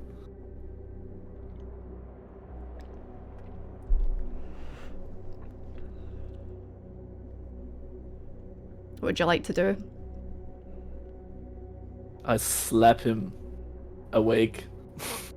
So as Hey! Wake up! So as you flip him over and start slapping him, his right arm is laying out at his side, and you look down at it, and his entire right arm is blackened right up into the armpit, and he has these weird symbols scratched into it. Fuck. Hey! Blam! Wake up! So you wake up, yep. Yeah. Balgrim. Fool, what have you done? Look at your arm! It's like raise it, and is it any particular arm, left or right? Your right arm, Whichever. the one you would have touched thingy Okay, with, yeah. Grograth with. And I was like, look over it, and I was like, Balgrim, I'm sorry. I made a deal. We need all the power we can get to face Dracula.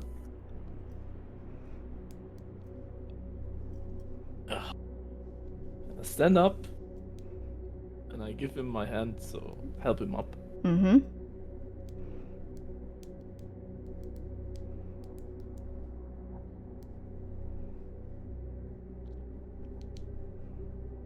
I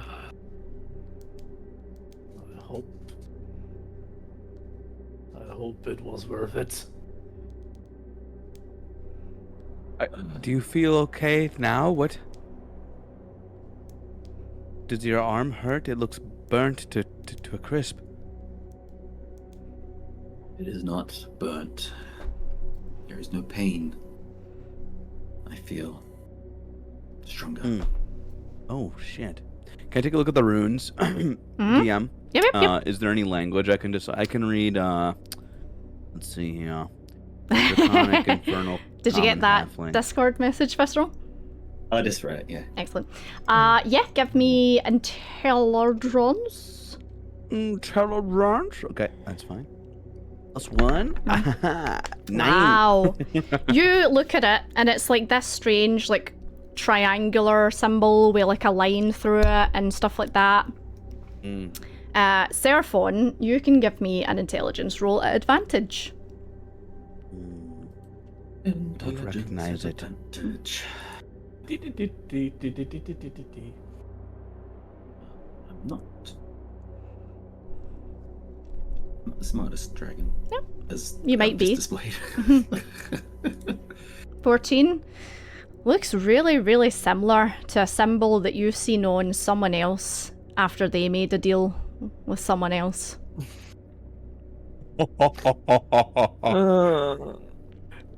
You're Very so history. pretty my ass.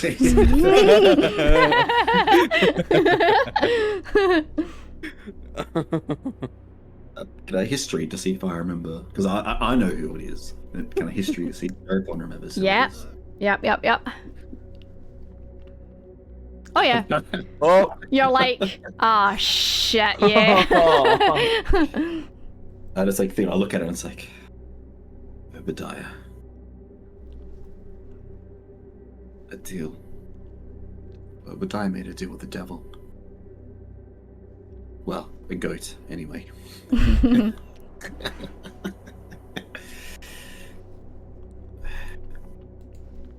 I've been touched by sorcery. And the dark side. I went somewhere dark. Sulphurous.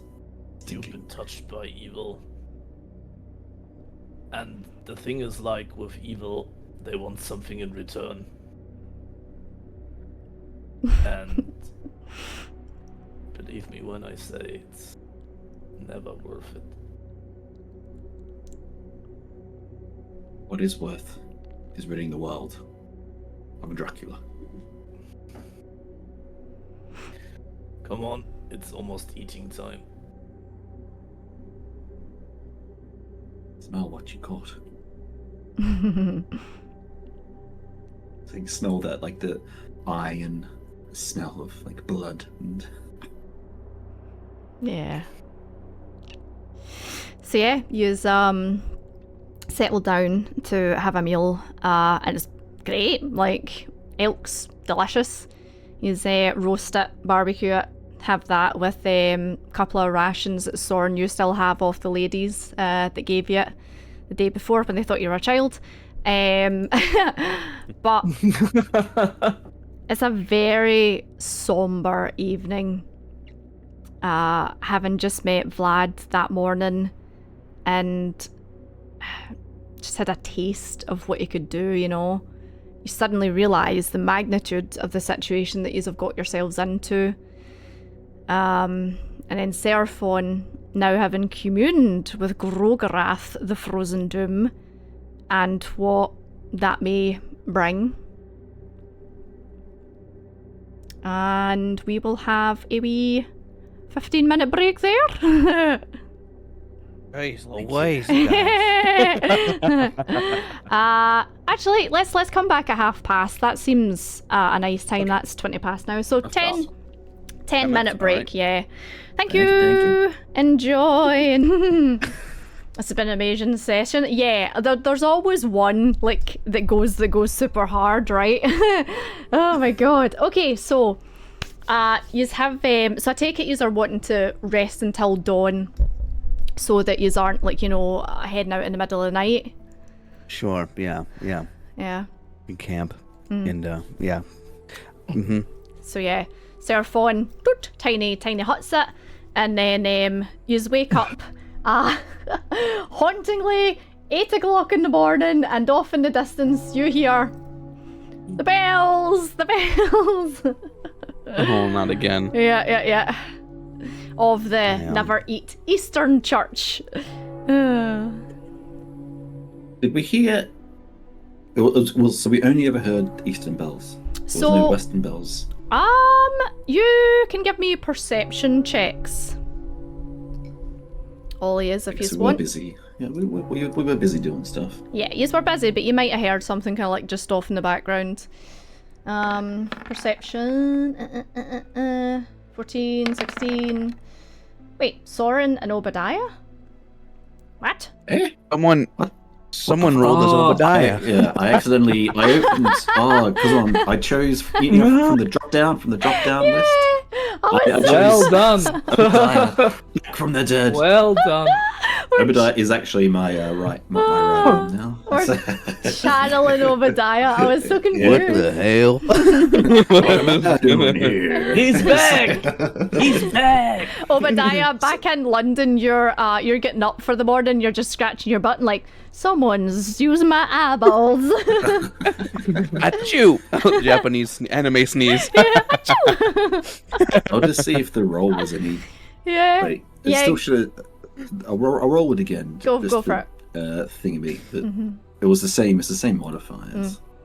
Oh my god, yeah, 14. Okay, so between yous all kind of like, right, in the morning, we've heard the East bell, but then we hear one at night at 8 o'clock, and between yous all kind of like discussing it, yous know that the bell at night is coming from the Western Church. Okay. It's coming from a different church. Correct. He has returned. Theory was right.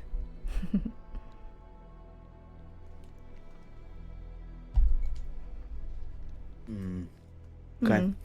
Well, Ulgrim, can we take a look at that map? What direction should we head from here to find that X in the mountains? I will open up the map again. So yous are currently at the kind of south end of the mountains. I've got hiccups. Let me add the map actually Thank you. on screen as well. What did I put it under?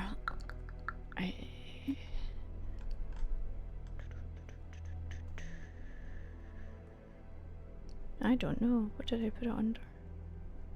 I'll just add it again. I'll just put it as bloody map. Bloody map. Bloody. Oh, you put it under the vault. That's where it was. It was under the vault. Yeah. Okay, there it is. Yeah. Right. So that's the map that I put it on OBS. So it has to be. The southwestern corner of this the circle. Okay. This is doable. It's kind of near where we're at, so yeah, if we move laterally across. Bulgrim, are you familiar with mines and those types of structures? Like, should we be searching for what are some telltale signs of like a mine entrance, like around the area? Yeah, mostly for dwarven signs. Maybe they marked the area with runes. Okay. See enough? And, yeah.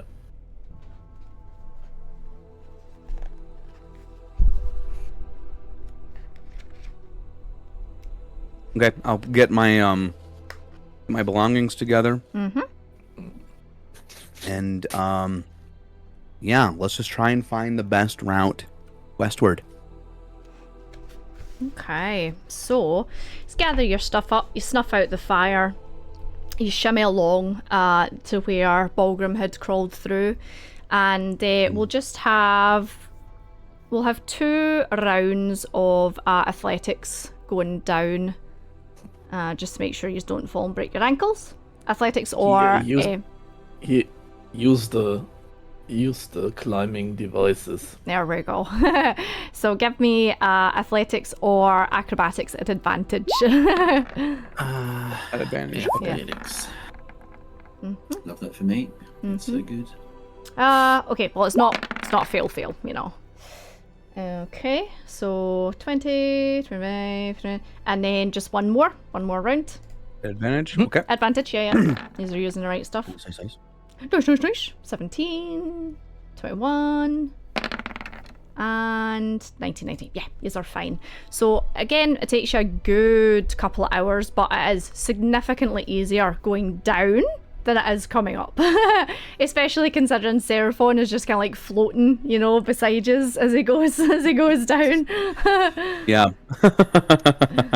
And yeah. Wow, we should have done this the first time. So yeah, after a good number of hours, yous are probably maybe about a 6-hour climb down. So what's that? 8, 9, 10, 11, 12, 1, 2. Yeah, so about 1, 2 o'clock in the afternoon, yous get down. Okay. And yous are now at the foot of the mountain. Okay. Nice. Back where you started. Oh, Back where Balgrim started. That was yes, much easier. Thank you, Balgrim. Hey, what were we thinking? Climbing a mountain without your gear. Fine, you townspeople. Shut up. How They tried at least. how good are your like forest navigation skills, Balgrim and Seraphon? I'm not accustomed to forests, or if there's a path, I can follow it. Okay. Okay. I'm decent at it. I'm proficient and okay at trekking through terrain. I can but I'm not so good at keeping watch. So I can try and lead us through to the west. Make sure we don't get lost if I can keep an Maybe eye out, take look watch. around. Okay. It's yeah. I certainly can't lead the way. It's Okay. I can follow and look about. Okay. All right. Lead the way, Soren. I'm trying to assist you. Okay, perfect. Ooh, Will help this- action. Will this Okay. take us past the ruins that Balgrim? So you'd have to go Mentioned. like a wee bit out, but they're not, too far away from where yous would be going. Oh, we could go there first then if we're Yeah. Balgrim, you let's know the go. way, right? Yeah, Mhm. check it out. Let's check it out. Yes. Okay. Welcome, Raider. Hello, welcome Oh, in. James 8. But yeah, we haven't had any wild magic today. We've had no inspiration. There actually was one, but we didn't roll on it. It was in Yeah. the middle of the Drac fight. It was because it was right in the middle of the Dracula fight. Yeah. However, someone roll me a D100. I can do it now. Want to do it? I felt like it would be I'll shotgun it. I'll roll it. yeah. I felt like Yes, it would do be it. a shame to interrupt you Hotgun it. getting Yes. battered about. I'll roll it. I'll roll it with my own dice. If that's Ooh, okay. a Unless you want me to roll it for D100. everyone else. Have you got D100? I've got. Well, I can make a D100. out of Okay. What I've got. I haven't got a chonker. But, I've got a. I'd love a chonker. Chonky. Got this It'd be chonker, like a- but it's a It'd be D. like a golf ball. Oh, that Oh, Yeah. that's a big one. Let's get the That's That's big. 37. glittery inside. 37. 37. Let's see. 3777. What? Right. Okay, if the DM says what, it's not going to be simple. What? Oh no, it's gonna be simple, but I'm just like, right. How do you So, make it work?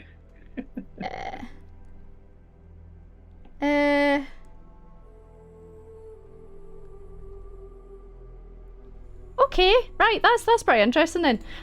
So you you go down and you're starting to kind of like walk through, and Seraphon, you just get this like this smell stuck in your nose, and it's the same smell that you smelled, the smell you smelled when you were communing with Grogarath, the Frozen Doom. I smell sulfur. So I was smelling with Grogarath.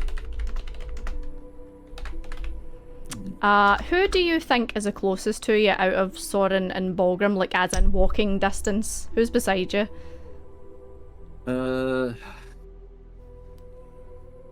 Probably I would have been closer to Soren.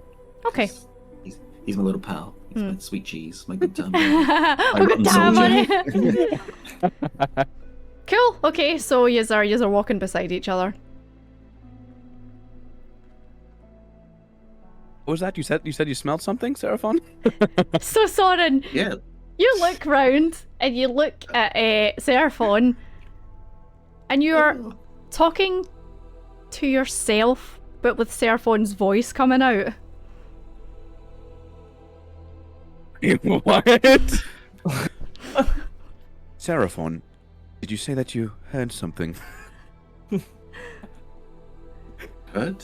No. Wait, Here. what? I smelled something.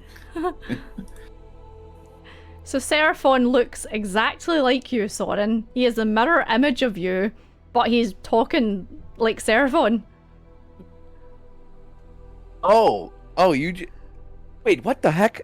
You copied my appearance. So Balgrim, you turn round and Soren are looking at each other, talking to each other. Actual Spider-Man meme. What the heck is going on? So one of you is a imposter and one of you is the right one.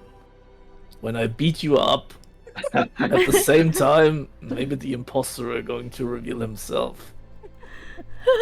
No, Balgrim. We don't have to go that far. Just ask a question that only the real Soren would know. Okay, you're the real Soren. Okay, that's fine. You don't like to get beaten up. That's okay. So who are you then? And I look at the other Soren. Hmm. And where the hell is Seraphon? Me? Because I haven't kind of twigged yet that I look like Soren. Hmm. So I'm just seeing Balgrim and Soren. I was look at my hands. It's what the? Yeah, you look down. You're like, it's "Oh, what is this fleshy this? where's my weird this? black scaly arm What gone?" is this? I was why is my why is my sight perception suddenly changed and a lot lower to the ground? And I was it's. Hey, check and see how I'm long sorry. this lasts. These are stranger woods and wild woods. Please, Balgrim, I'm Soren. I'm not Soren. I'm Seraphon. Who are you now? Soren? Scotty, did you do this? You didn't. What? Fuck. Wait, did you say Scotty? Scotty. Scuddy. One of your What's a one of Scotty? your one of your brother's names That's is my Scotty? second brother, yes. You say you have 2 or 3 brothers? I had 3 brothers. 3 brothers. Oh. So you say, I'm looking at the imposter Soren. So you say you are Seraphon. Prove it. I mean, his voice is Seraphon's. Prove it. Did you hear it in my voice? Yeah, prove it. You can change you can change your appearance. You can also change your voice. I don't trust you. Fine. What's Tell the me ability something that only Seraphon knows. And at the same time, I thought, yeah, how should I know if that's true? Because I don't know him for such a long time. Damn it. I was like, Toad was like, my name is Seraphon Silverwing. That was Seraphon Half-Oven. Member of the 3 ingredients. Obadiah and Martin, protectors of London. We burnt that ship. We destroyed it. You came to me in my bakery asking for help. I came with Okay. you both. So you are Seraphon, but why the hell you look like Soren?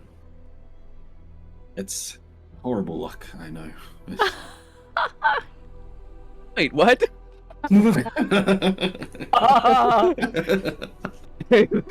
Didn't think I was that ugly, but that's okay. Like, Soren, you grow accustomed to the scales you're in, and it's a shock to be Okay, your well, mirror. if this lasts for longer than like a few weeks, please just let me talk to Varishka first, and let me tell her that like there might be 2 of me, but I'm the real me. Let us try to get out of the woods. Maybe some fairies played a prank on us. Yes, if it's still here tomorrow, I can prepare some magic. I could teach you how to navigate whilst shorter.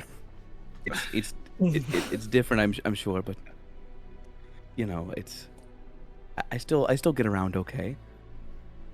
Yeah, it's like I jump on and say, twing, twing, twing. I wanna try something because Seraphon was way bigger than Soren. So, does he look like small like Soren, or is he like a higher version of Soren? So it's Actually, hold on. Let's see how this spell works. it's just yeah.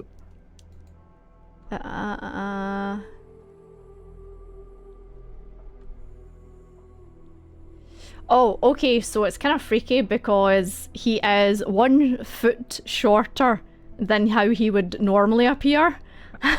Wow. And he's a lot skinnier than how he would normally appear, but he's still kind of same size. It just looks exactly like Soren. Oh, you're an uglier version of me, and that is unfortunate.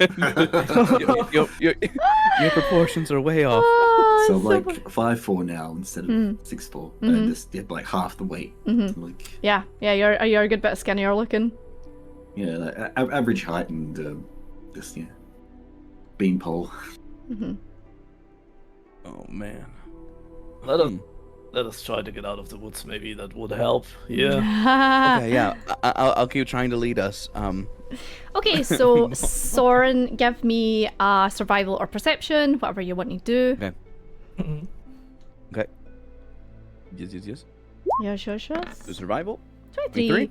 Yeah, so you're travelling through and you keep on kind of like glancing over your shoulder to look at Seraphon, and he's been travelling for about an hour now, and just one time you glance back over, Seraphon's back to Seraphon again.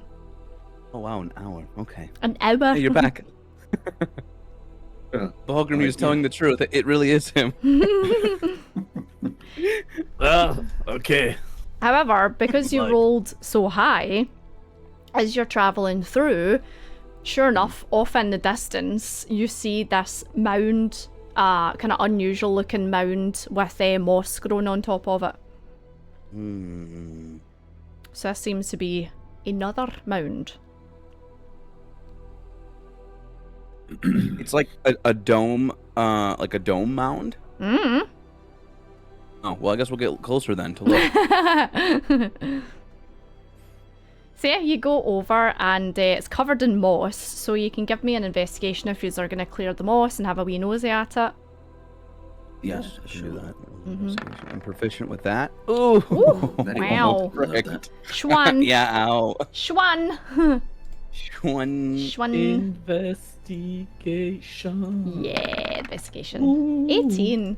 Okay, so Soren, you're concerned because the muck from the what do you call it?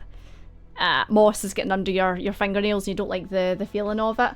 No. Seraphon, you're kind of like looking at Soren and help them like brush the moss away. Balgrim with an 18, once you've cleared it, this seems to be part of a building and part of a roof. So you see these kind of like tiles, and then you see the brick underneath it, like a collapsed bit of building.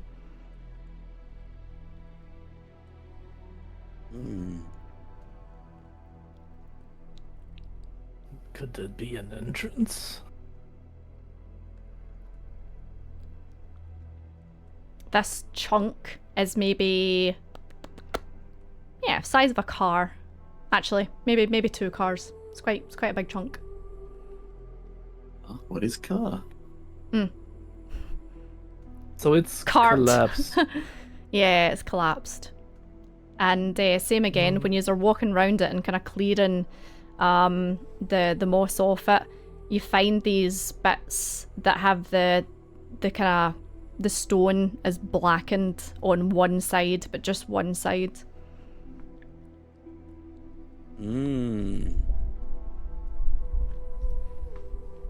This may have been burnt away from something. Can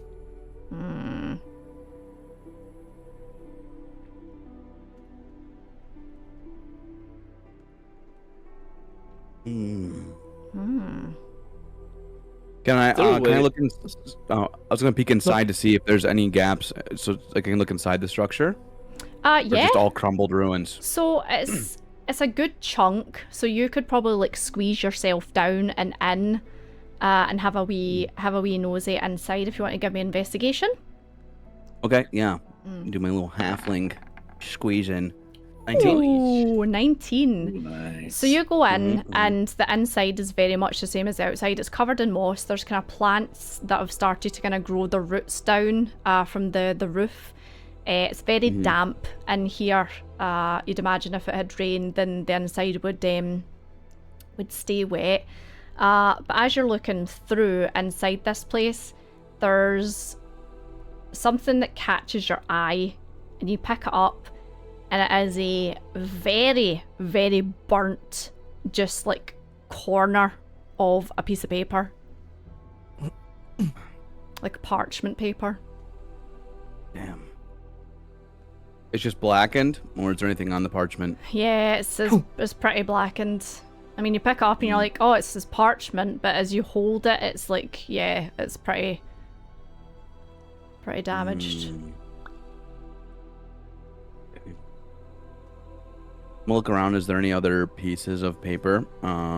Investigation 19. Yeah, you find like small bits, you know, like tiny fragments of paper. Okay. There's burnt documents in here, but nothing of note. I think, whoever was in here, they were keeping writings of some sort, but that's all I can make out. Maybe sabotage, or they were attacked by something? There's no corpses in here, are there? No, nothing like that. No, then okay. Yeah, no bodies. Nothing useful. Just Maybe ruins. whatever it was burning evidence. Possibly. I'll put the little corner of parchment in my pack, just because. Yeah. Here we go. Fire starter. Okay, I will do my little halfling. I'll get on my little hands and knees and Crawl through again. scramble out within. Yeah. No worries. Baldur's Gate 3 style. Is there anything outside? Looking in the rubble and stuff. Is there anything outside to find? Give me another investigation. See if you can get any more information. 9. No, I'm sorry. I failed. So it's really weird because at this point you've kind of travelled through this bit, a couple of times, and you've seen the other bit of the presumably the same building somewhere else. You're like, this doesn't really make sense because it's like that's part of like a roof, and then the other bit was like part of a window. Why are they so spread apart, you know? Like they're good couple of miles apart from each other.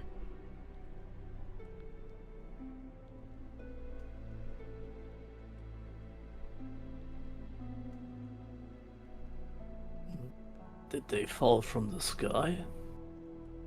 I look up. Like, if I'm looking for something in the sky. Perception? There's nothing there, I know it. And I would try.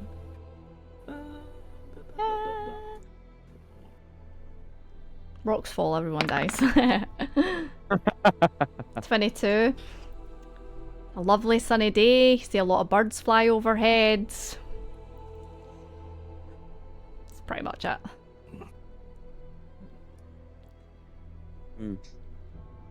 Wait, so Balgrim, you think this is connected to the other pillars that you saw the other day? Yeah. Could be. That's odd. I'd like to fly up and investigate just from the top what it looks like. Whether it's like a natural mound or, like, I suppose built in place rather, or whether it's part of that other rubble. Yeah, give me investigation. Excuse me. Okay. So I fly up and I see a mound. 10. It looks really similar to the other ones that you've seen.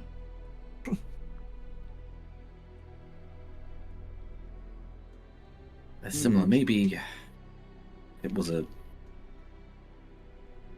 maybe a group of other inhabitants, other peoples that were removed from the land. Until we find out more, it's hard to say.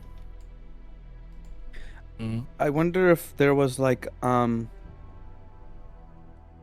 big of a scale if King Dracula was fighting against like a dragon, like was there, you know, how big of a scale were these battles, and you know how much damage was done across the whole land, because this whole entire country could have been one big war zone, right, with different settlements and cities depending on. But the history seems to go very far back in this nation, so I don't know. We need to get more evidence and knowledge about what happened here in the history. Yeah, we just need a friendly face, someone who will speak to us without. Yeah. And I try to remember some of the history of this land because I was born here. Yeah, give me history at advantage. Oh. What do you know? Can I help you with? I cast guidance. I cast guidance. Beebity babidi boo. Guidance. History. 18. Oh, double wow, 18, yeah. that's fun. Double 18, and then add a D4 on top. Yes. Nice. So that's 18. 21? 21. Okay, so what specific bit of history are you trying to think of? You try to think of, like, you know, just general stuff about the land, about the war, about Vlad himself. Like, what are you trying to remember? About the last big war that this this land has faced. So you do. If this could be like something, if this could be ruins from the war. So you do actually remember something. A little breadcrumb. So you know that the last kingdom that tried to invade Transylvania, to overthrow Vlad's rule, was a kingdom called Tarvos. Tavros. Tarvos. And this was after Grogorath. So this was maybe about maybe like 20 years ago, something like that. And Vlad took his armies over there and basically overthrowed Tarvos. Tarvos is to the east of Transylvania, and in absolute desperation to save some of the kingdom, the king of Tarvos done something unspeakable, but you're not too sure what that was. Because history didn't record it. No. Okay. You just know that Tarvos invaded, and Vlad took his armies over there and obliterated Tarvos. Jeez.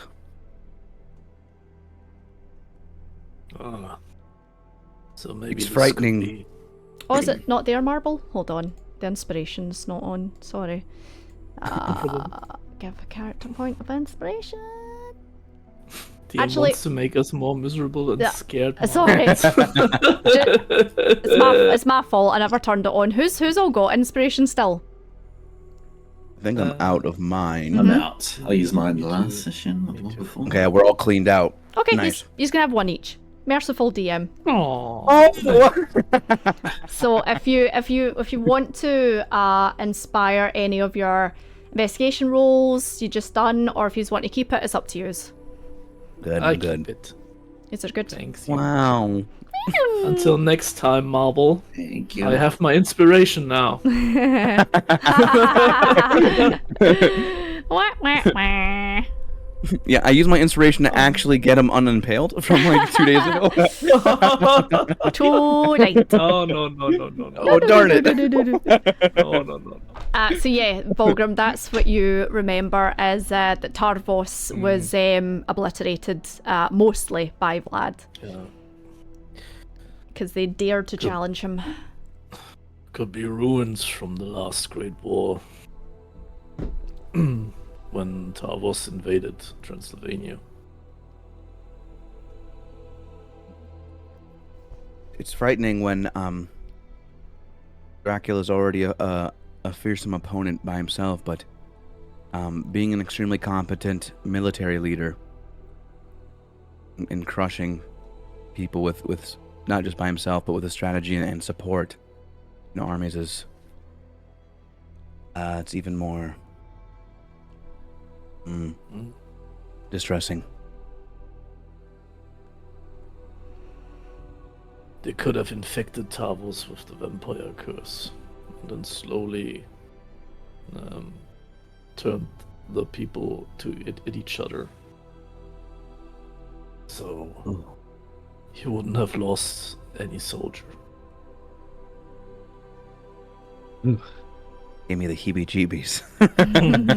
And Dracula has everything that time, so he didn't mind a few thousand years, a few hundred years until he gets what he wants. Plenty of time to wait. All a Did you vampire. found anything? Did you found anything in this ruin, Soren?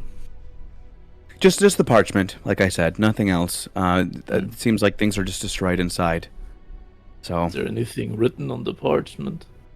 no, it's a blank corner.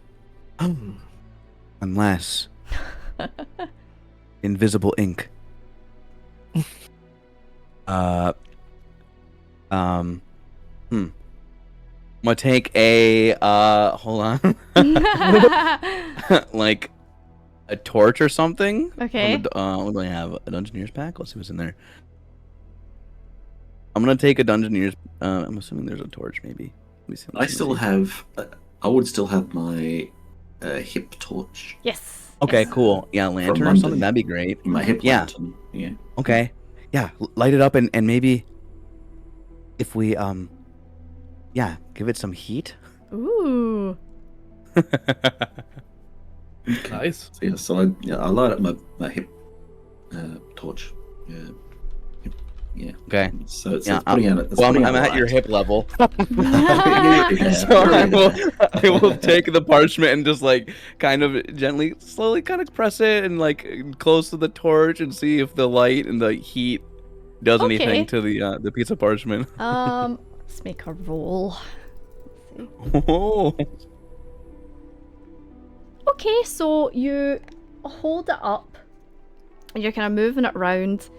And I mean, it is just a small, bit. It's maybe like about the size of your hand, Soren, considering how small your hands are, And just like at one of the very, very edges, you see something.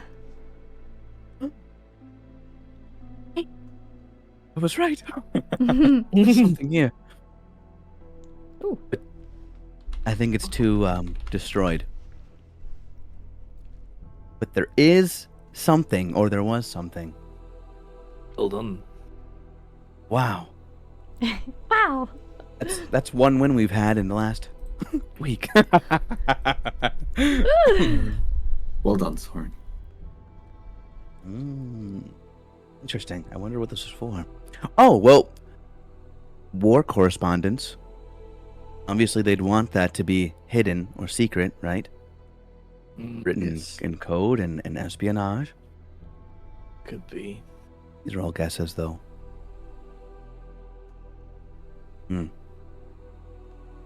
Let's travel to the other ruins I've found. Okay. Let's check Yes. those out. Okay. So, let's go. perception, survival, whoever wants to do it. Just to see how you guys get through here. I'm doing a perception roll. if you don't Perception. mind. Yeah, go for it. Do it, Perception. Balgrim.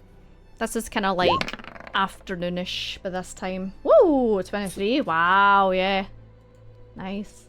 Boop. Breezy! Breezy, thank you so Thank much. you. Thank you for the 5-pack. Guys, enjoy your Sharpen Bad emotes. Have you been on Scottish comes with it. Courtesy of Old Man Breezy. Breezy, thank you very, very much. I appreciate it. Thank you. 23. So yeah, you're traveling through here and you see the odd kind of like deer scamper past, a couple of squirrels. You hear the birds kind of flying overhead. The woods seem pretty void of human inhabitants or, people that would be kind of traversing through here. The main road, is kind of off to the side, away from where yous are now. And sure enough, you then spot the other mound that you seen earlier on, Balgrim, just up ahead. 40 months as well. Thank you, Breezy. Well, Oh, GG! I know. Nice, Big Breezy, numbers. Nice. Wow. There it is. And I point at where the mount was. The mount is. So Balgrim had previously cleared this mound of moss.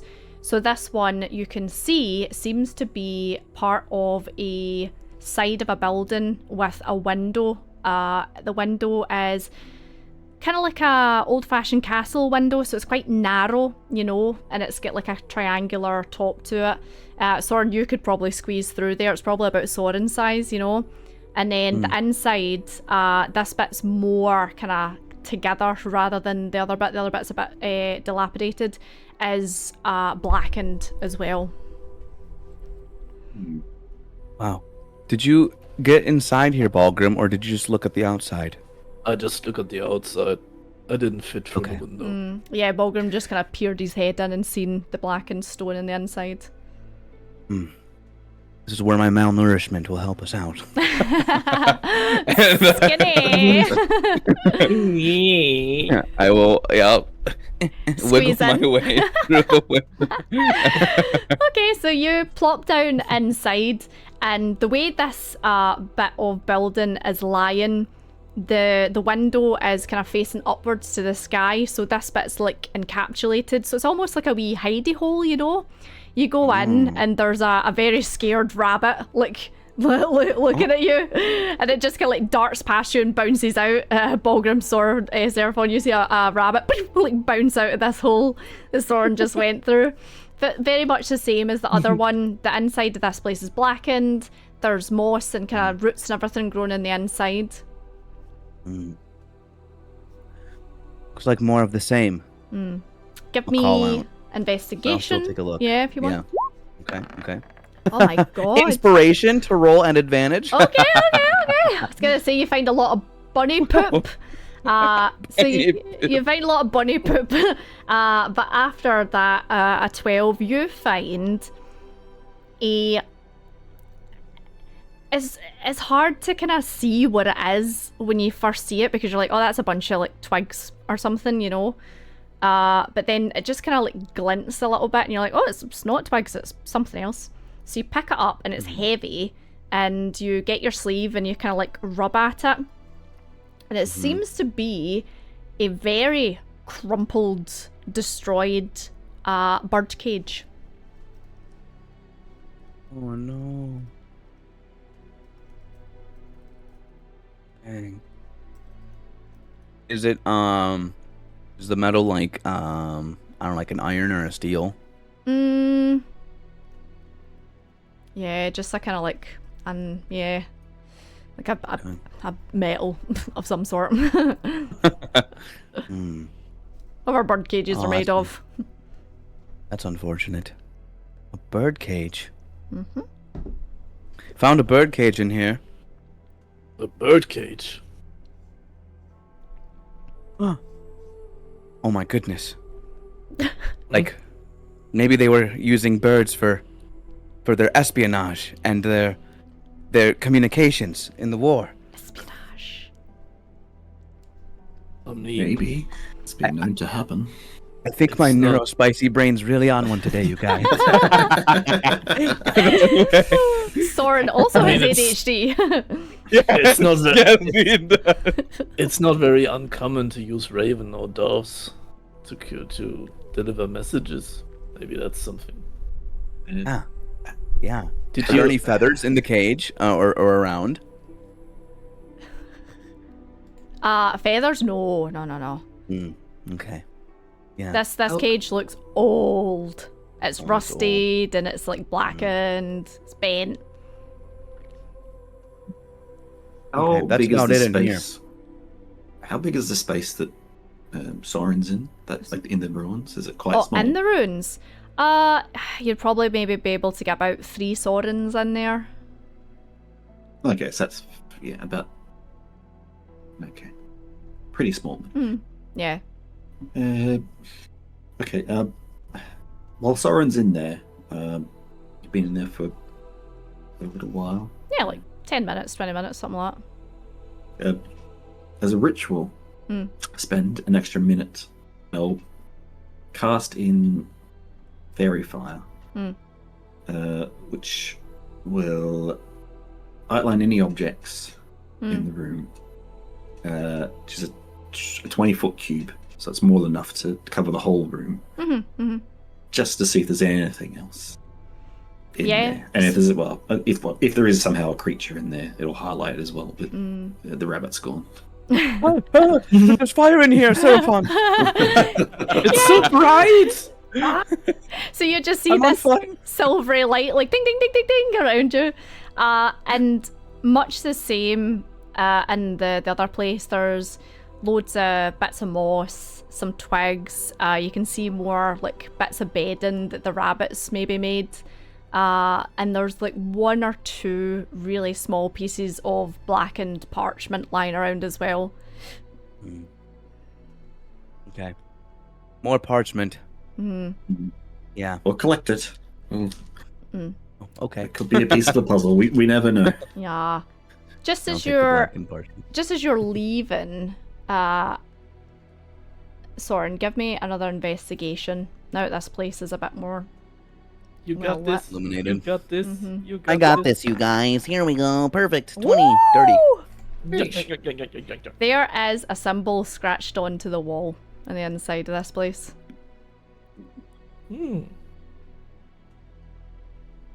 Okay. I'm gonna I don't know, carve it into something, like my skin, like scratch into my skin or something. I don't know.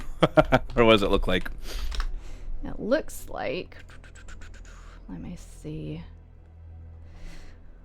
I need to find it.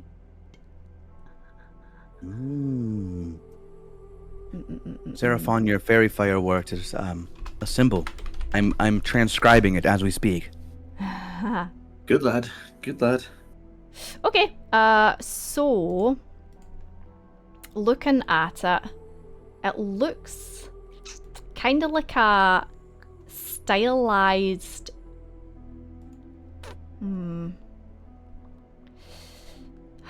God, so it's like a triangle with a cross and two kind of like half moons at either side. Yeah. I'm drawing that on my.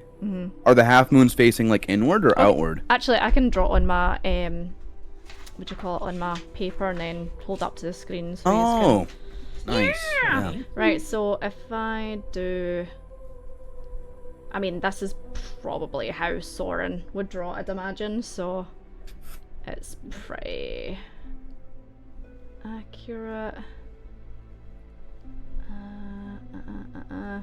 Okay, let me hold that up to... Yeah, that's exactly what it looks like. Okay, that's not bad. I had about that right. Oh, that was Nice. pretty close. Yeah. So that's what it looks like. Interesting. Perhaps some type of religious symbol as I crawl out, wiggle out of the window. Wiggle, wiggle, wiggle. Wiggle, wiggle. Deeper, deeper. I don't know if I've seen something like this before.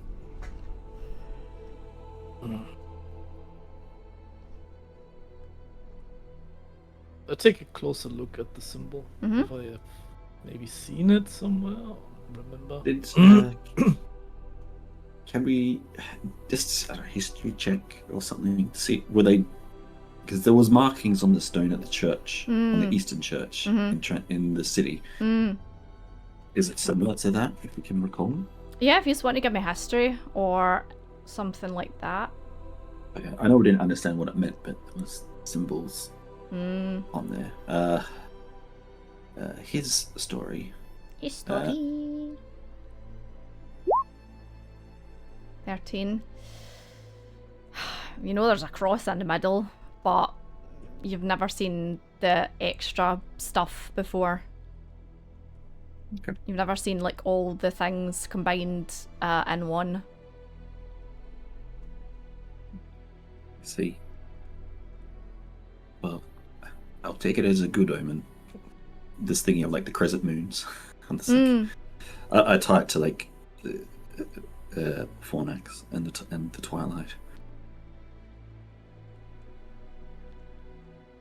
It might be a resistance movement. Maybe we're on the right track with thinking it's either well, maybe Like a maybe rebellion? Taurus. Well, I don't know if it's Taurus or some other rebellion or movement that was stamped out and attempted to be destroyed, but it might be something to keep an eye out for elsewhere we go.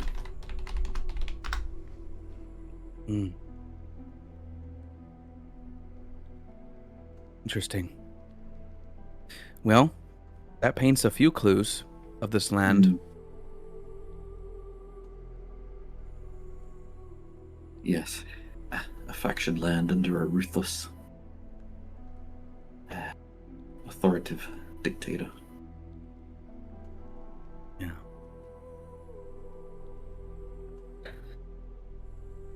Well, shall we be off? Yes. Yeah, that's what I'll just do a final flyover and cast my eye over, just to make sure I haven't missed anything. If I Yeah, haven't give missed me anything. either perception or investigation. I'll fly over in the dirty 21. Perception, 21. Yeah,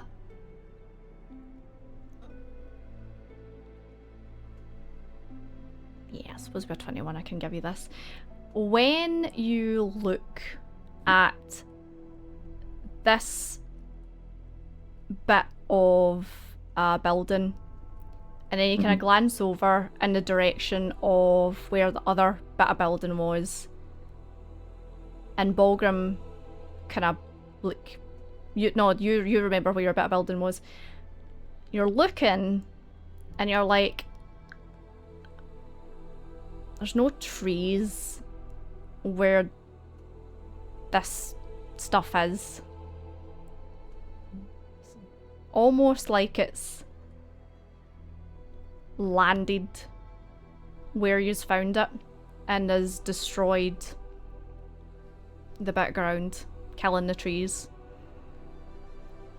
Blasted earth. Kind of like a... Well, not so... I'm imagining in my head like a... You know, there's like scenes of like volcanic eruption, and it's just like flattened trees. That's just dead, decrepit kind of wasteland.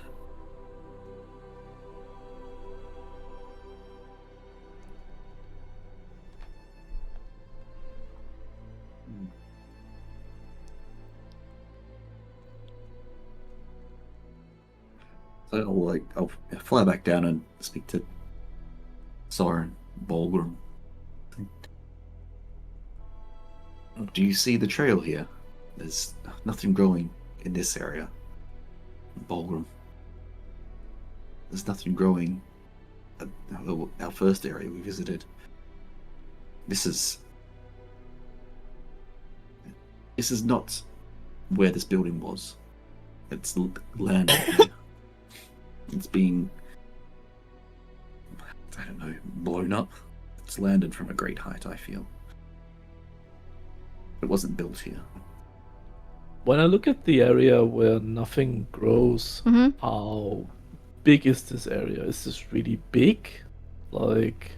So where the bit of building is, there's trees close by, you know, but this area where the bit of building is kind of like a bit more disturbed, I suppose, the ground. And the building itself is like a bit more dug into the ground, as if it's landed here with some force.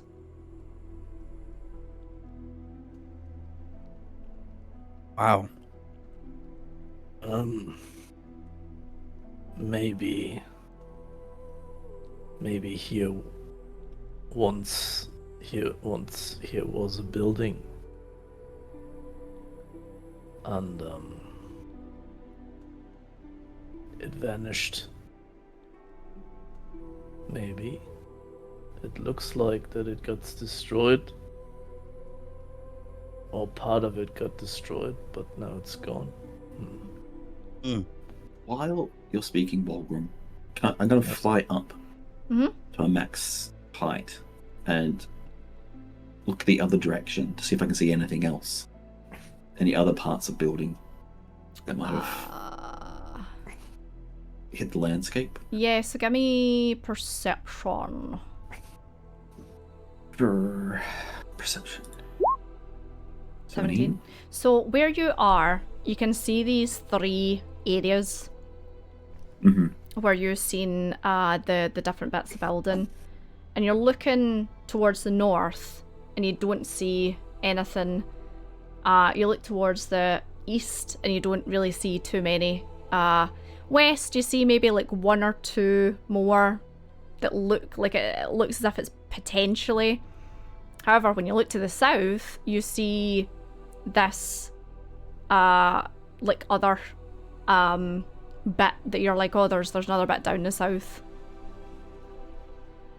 So I'll fly back down and I'll just see, I kind of relay that there's more parts of what looks like to be this blasted building to the south, maybe fragments to the west, but definitely to the south there's far more of these parts of a structure.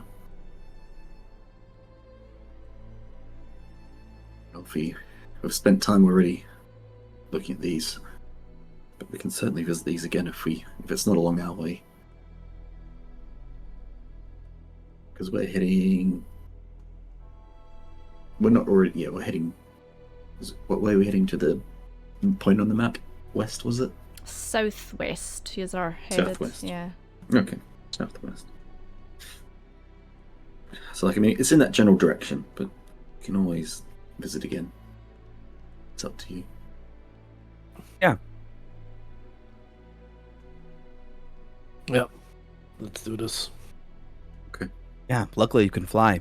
And I think a good conclusion we can make is that whatever moved or destroyed these buildings was quite strong. Yeah. Whatever I don't force think it any of was, us have the yeah. ability to do this.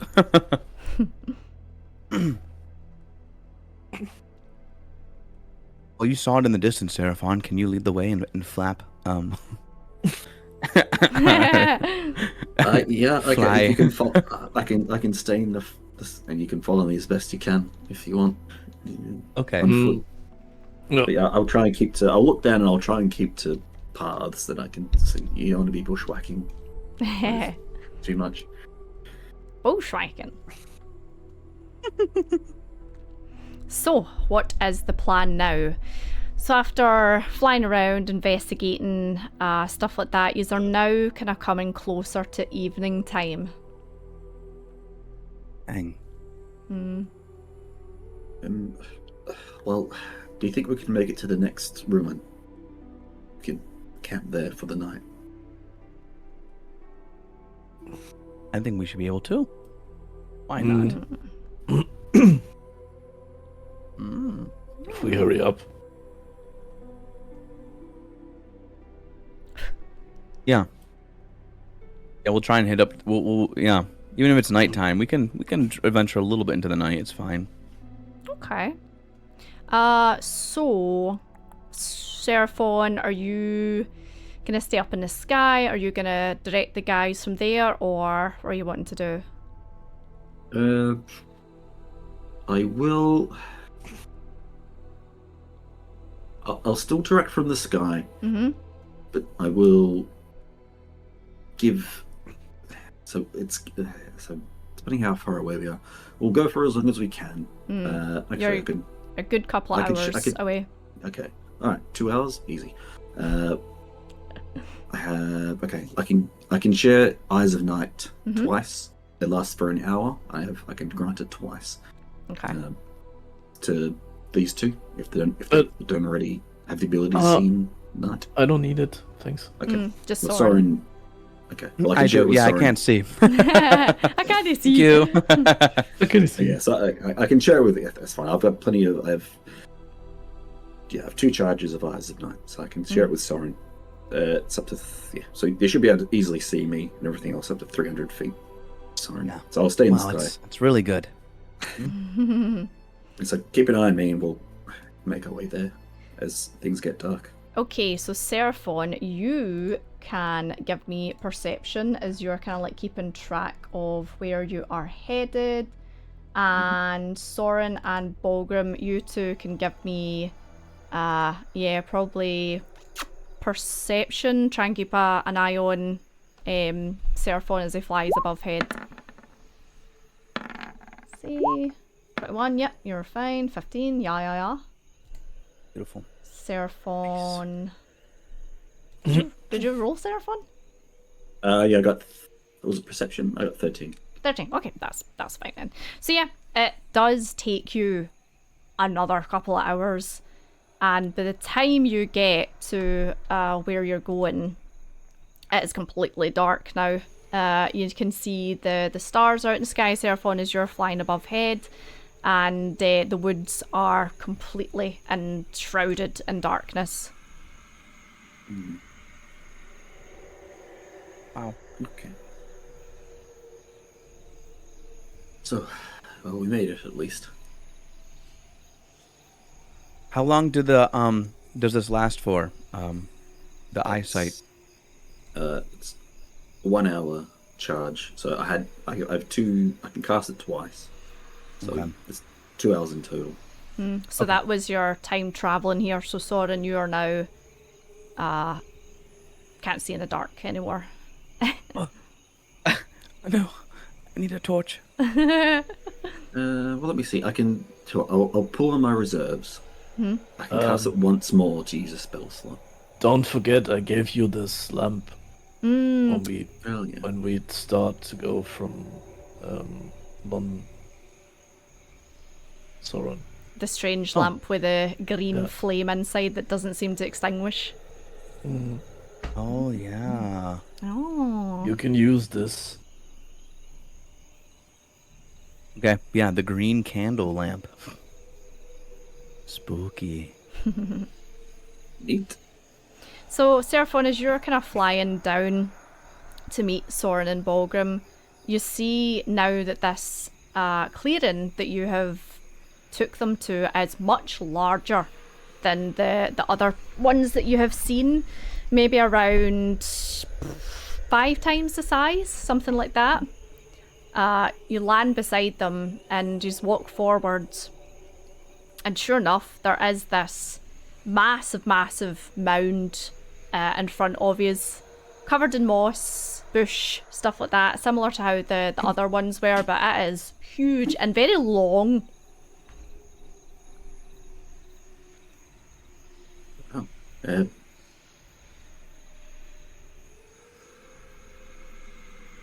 Well, should we take a look? Seems... Does it seem... Well, can we have a look? Does it seem more intact? Give bless me investigation. Sorry. No, you're fine. With guidance. Oh, wow. Jeez. Gonna need that guidance. An 8. An 8. Even. It's hard to tell because there's a lot of moss on it, but it is much larger than the other ones. So the other ones that you've seen are maybe like, 2 carts worth, something like that. This is like a lot longer. And yeah, it's still covered in loads of moss. Are we all there, or are we just catching up to No, Seraphon? yous are all there, yeah. Seraphon would have landed beside you and walked with you. By the size of it,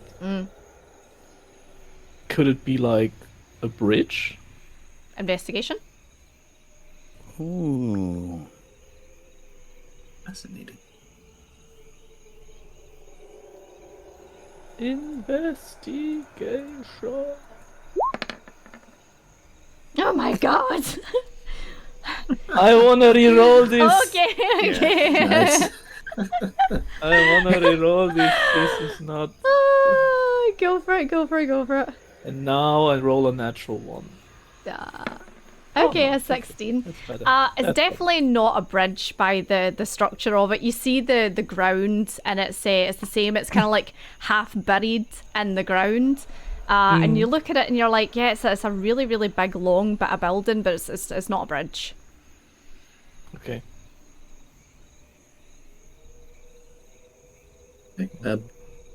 Soren, do you want to find any entrances? Yes. There might be room enough for us all. Oh, yeah, definitely.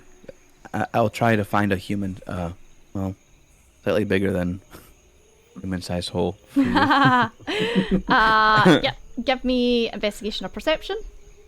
Okay, yeah. Let's try and find a way in 17. Ooh, that was a dirty almost 17. a 1. Yes. And then it like, Nearly landed on the 1. Almost. 17. So what you do is you basically like hop up on top of the structure, and you're using the lantern. You're kind of like walking along it and casting the light in front of you to see if you can see anything, and you almost slip into a hole in the middle, but then you go, "Whoop," and then you kind of look and you're like, found a hole. Call back. Okay. Yeah. Yeah. There's we should all be able to drop in here. Algren, I'll lend my hand so we can like hoist him up. Yeah, because this thing is a good couple of feet off the ground that you've jumped up onto, and it's kind of like cylindrical shaped, half cylinder. The other thing was like that too. It was like, what is this thing? I'm so confused. What is it? What was it? Was this all one big thing? I don't know. The only thing I could Maybe think it of was like big one big thing. I can only think of like a tower, and like It's like in like the roof, the dome of the tower. You know, yeah. Can like I can I try to use stone cunning? Dwarven stone cunning Yeah, to yeah. discern what this is. Go for it, Ooh, go check for out it. that rock. So So you double your proficiency, is that right? So intelligence, history, Yep. and it's not 3, it's 16 in total. Okay. So Nice. it's 14. 14. Yeah. So you get up close and personal with a stone, and again, it seems to be made of the same material that a lot of the buildings around here are. It's made of like a dark granite, but this is old.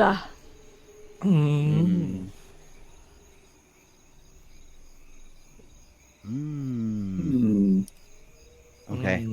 Very, very old. So from what Balgrim remembered about Vlad's invasion of Tarvos, times don't match up. Yeah, this is older. Tarvos was about 20 years ago. This is old. Okay. All right, I'm jumping in. You guys can join me.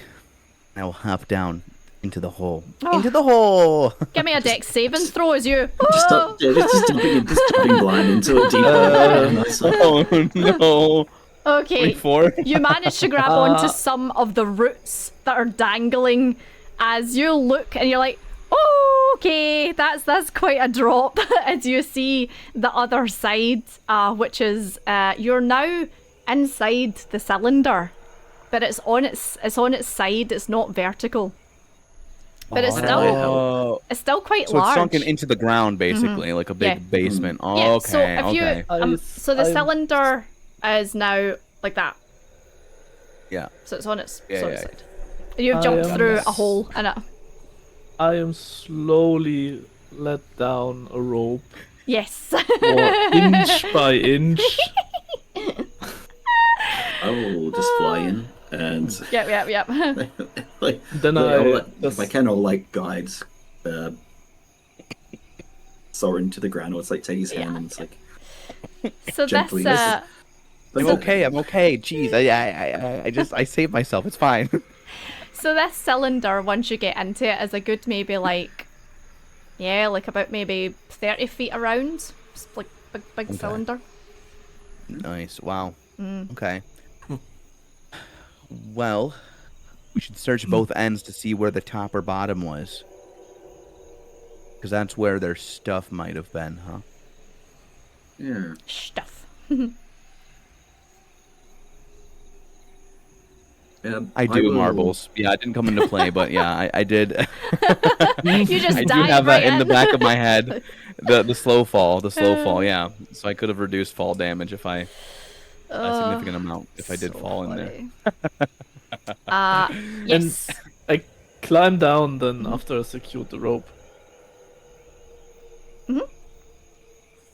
Okay, so once you're in here, Balgrim's lantern kind of lights this place up, and you see how big it is now. And same again, the inside is all this kind of like blackened stone, and you see more of those kind of like really small, narrow windows kind of along inside. This thing that Soren has fell through seems to be a hole that has been created somehow. And yeah, what would you like to do? I'm gonna sit down and spend some time casting detect magic as a ritual. Okay, so for duration, you sense the presence of magic 30 feet. If you sense magic in a way, action to see faint aura around any invisible creatures or objects. You learn skill of magic other than spells. Okay, so you sit down and you kind of like close your eyes and concentrate, and you just get like faintest little like tingle of magic, but it's like so faint in the air. Okay. Can I sense its direction? So you stand up and you keep your eyes closed and you put your hand out, the blackened scale hand, and the symbol on your hand starts to glow. And you kind of basically use that as a beacon and move forward towards the other end of this thing. And as you're moving forward, you put your hand on the wall and you're like sliding your hand along, and then it just comes to rest on the same symbol that Soren had sketched down for you, and it just softly kind of like kind of pulsates.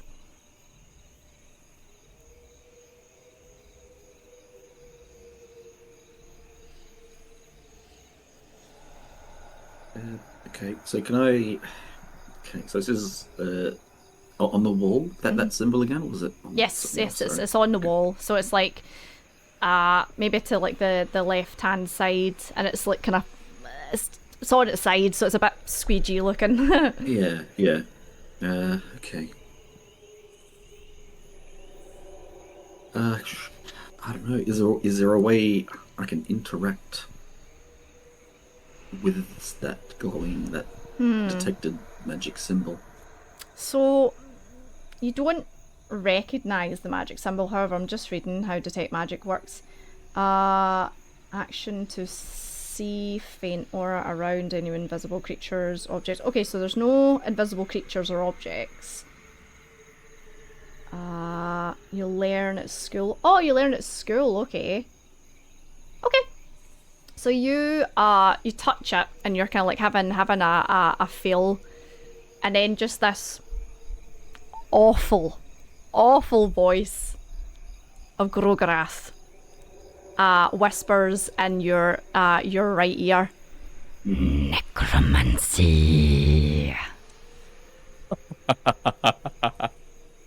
Oh no. Symbol. Necromancy. Necromancy. That voice is not easy to do. I can imagine.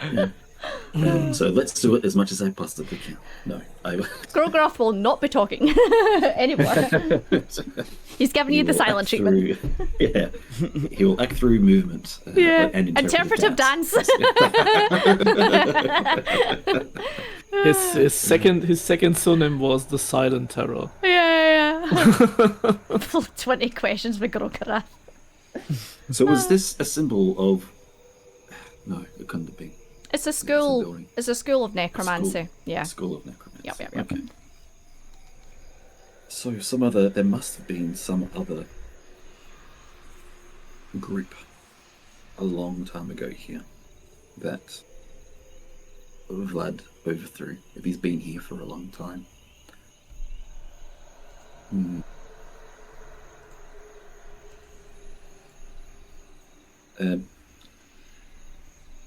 That's good. I don't know what else I can do with that. I'll explain what I found to someone, and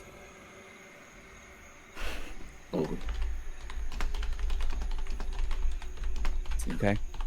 But I won't mention that Gorgoroth whispered in my ear. No one else heard it. Just you. No.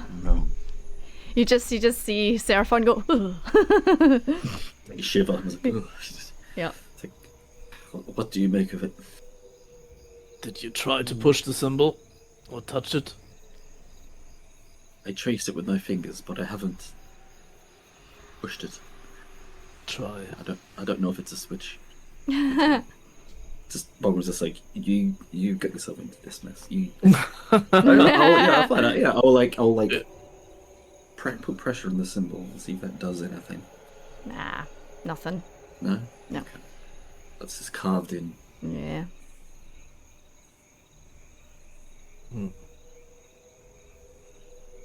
I never saw that symbol before. Like, it's also something new to me. Yeah. None of you have had any interactions with necromancers or that kind of wizard before. Okay. Well, it's an old ancient people, it seems, at least. gone long ago. Seraphon, you being a man of the cloth, you know that necromancy is a bit taboo. You know? Yeah. It's not something So- that's like commonly like, oh, I'm a necromancer, you know. It's kind of those that practice it kind of keep it to themselves, and they don't really flaunt that they do it. Yeah, like, I mean, I've only really used it in the sense of, you know, see, revivifying is necromancy, essentially. Yeah. And I can, if I wanted to, you know, reanimate a corpse or bones and things like that. It is, yeah, it's very... Obviously, it has its evil uses too. But you know, it could very well have been, you know, the better side of necromancy. Like I said, you know, using it to help and heal and bring people back from the dead. Yeah. But it's interesting. So I want to keep moving in and want to see if there's any kind of anything, objects, books, tomes, writings, anything like that. Yeah, give me investigation. And yeah, but Crunchy that's audio all. again. Okay, Yeah, let's leave crunch it at crunch. Oh no, Soren's not here. Maybe Soren's will just like sort itself when he comes back potentially. Thank you Soren's gonna need guys. to Thank you for letting me know examine it's crunch crunch. You got gesture in this guy. You'll have to. How's that sound, guys? Is that a bit better? Check. Check, check, check, check, check, check, check, check, check, check. Check chock. Check chock. Perfect. Thank you. Thanks, yeah. Just let us know if Sky's crunchy when he comes back. Well, no, we'll just ask him to. I want to try one last thing because I'm quite curious. Yeah? I'm gonna peek my finger so that some blood comes out of my finger. And I'm gonna try to trace the symbol on the wall with the blood. Okay. So you pop it on, and the symbol at this point has went kind of dormant. There's no kind of like reaction or anything like that. And you trace it, and you're kind of like standing there, like, you know, like as if say, is anything gonna happen? But nothing happens. Okay. Natural 20. Who rolled the natural 20 for? Investigation? What were you wanting to investigate? Oh, I'd see if there's any other bits and pieces. Yeah, so you travel deeper into this this kind of tunnel now, and it's very much like what Soren found. You find kind of like small scraps of paper. There's bits of maybe like potentially furniture that's been obliterated and smashed to pieces as this building fell. Maybe kind of looks like as if it was a bookcase at one point, a desk, a chair. What you would expect to find in maybe, yeah, like potentially like a study or something. Okay. So, and looking around it, so it's just still, there's only the scraps of paper, like bookshelves that are broken. There's no old books that are readable. Everything's kind of ashen and burnt in here, yeah. Does it look like... So you said the inside of the walls were Blackened. Yeah. Does it look like there's been an explosion on the inside? Give me investigation. See if you can suss out. Welcome back, Sky. Welcome back. Thank you. A 19. 19.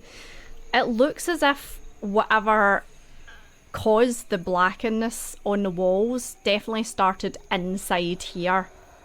Now, considering how large this bit is, considering how far away the other bits are, you then talk to Soren and Balgrim and kind of put the pieces together, and you're like, this was like a massive explosion that went off and sent these bits going flying. Oh. Massive explosion.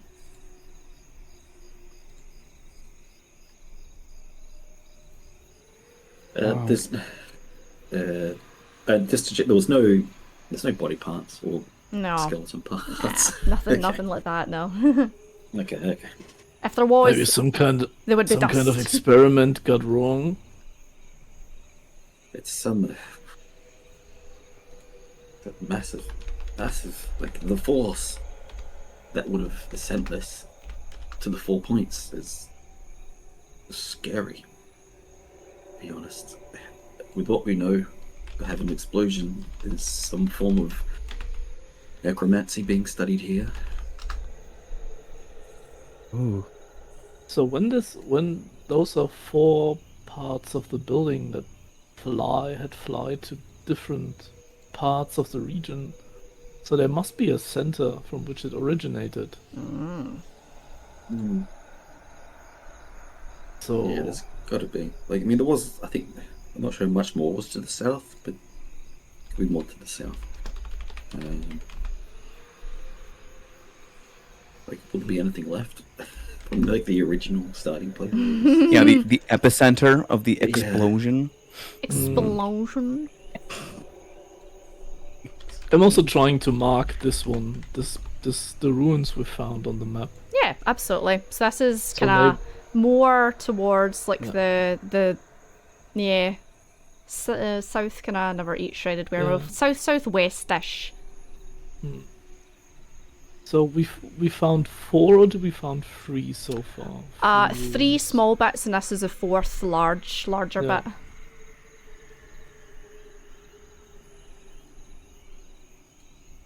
I'm trying to trace an imaginary line between those ruins, like see where it crosses.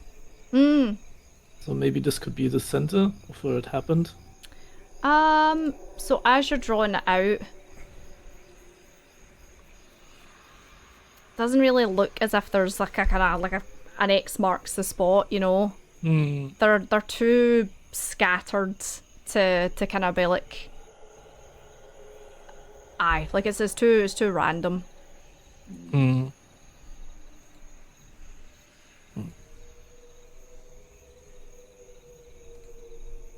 Interesting. Maybe if we keep journeying around this country,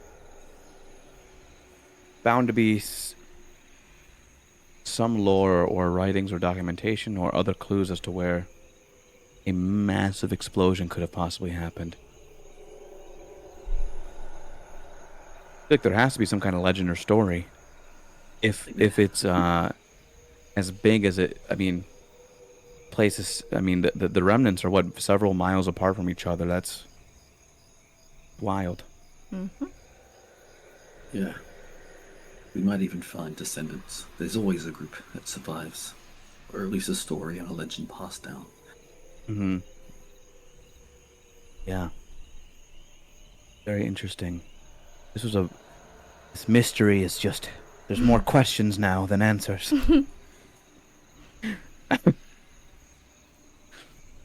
Did you all explore both ends of the cylinder?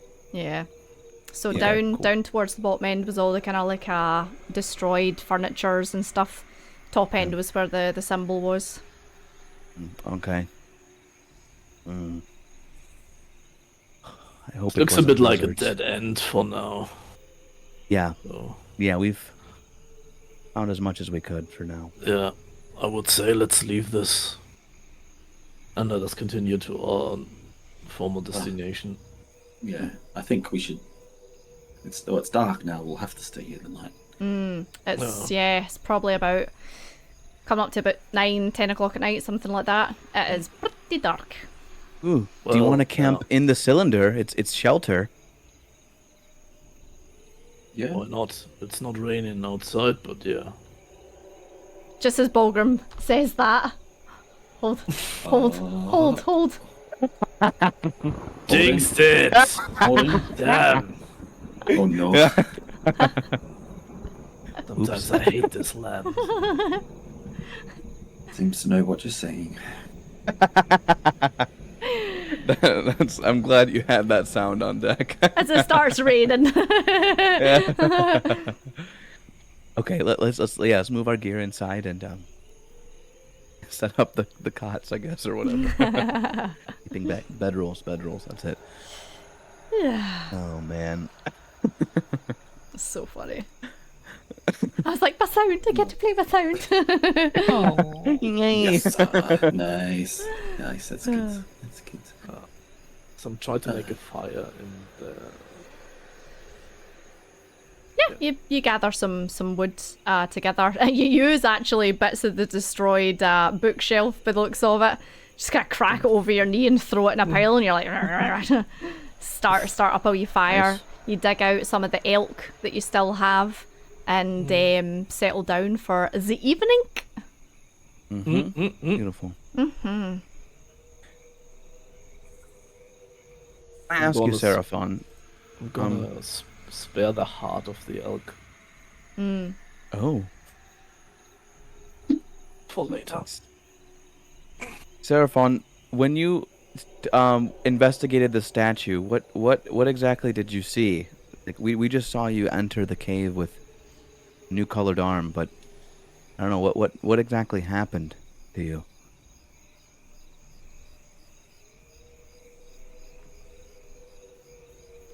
Tell them nothing. So Luna gave me a sign. That's all I can say. Okay, Oh boy. so Luna, thank you for being honest with me, Seraphon. I would never lie to you, Soren. And that's where we'll end today's session.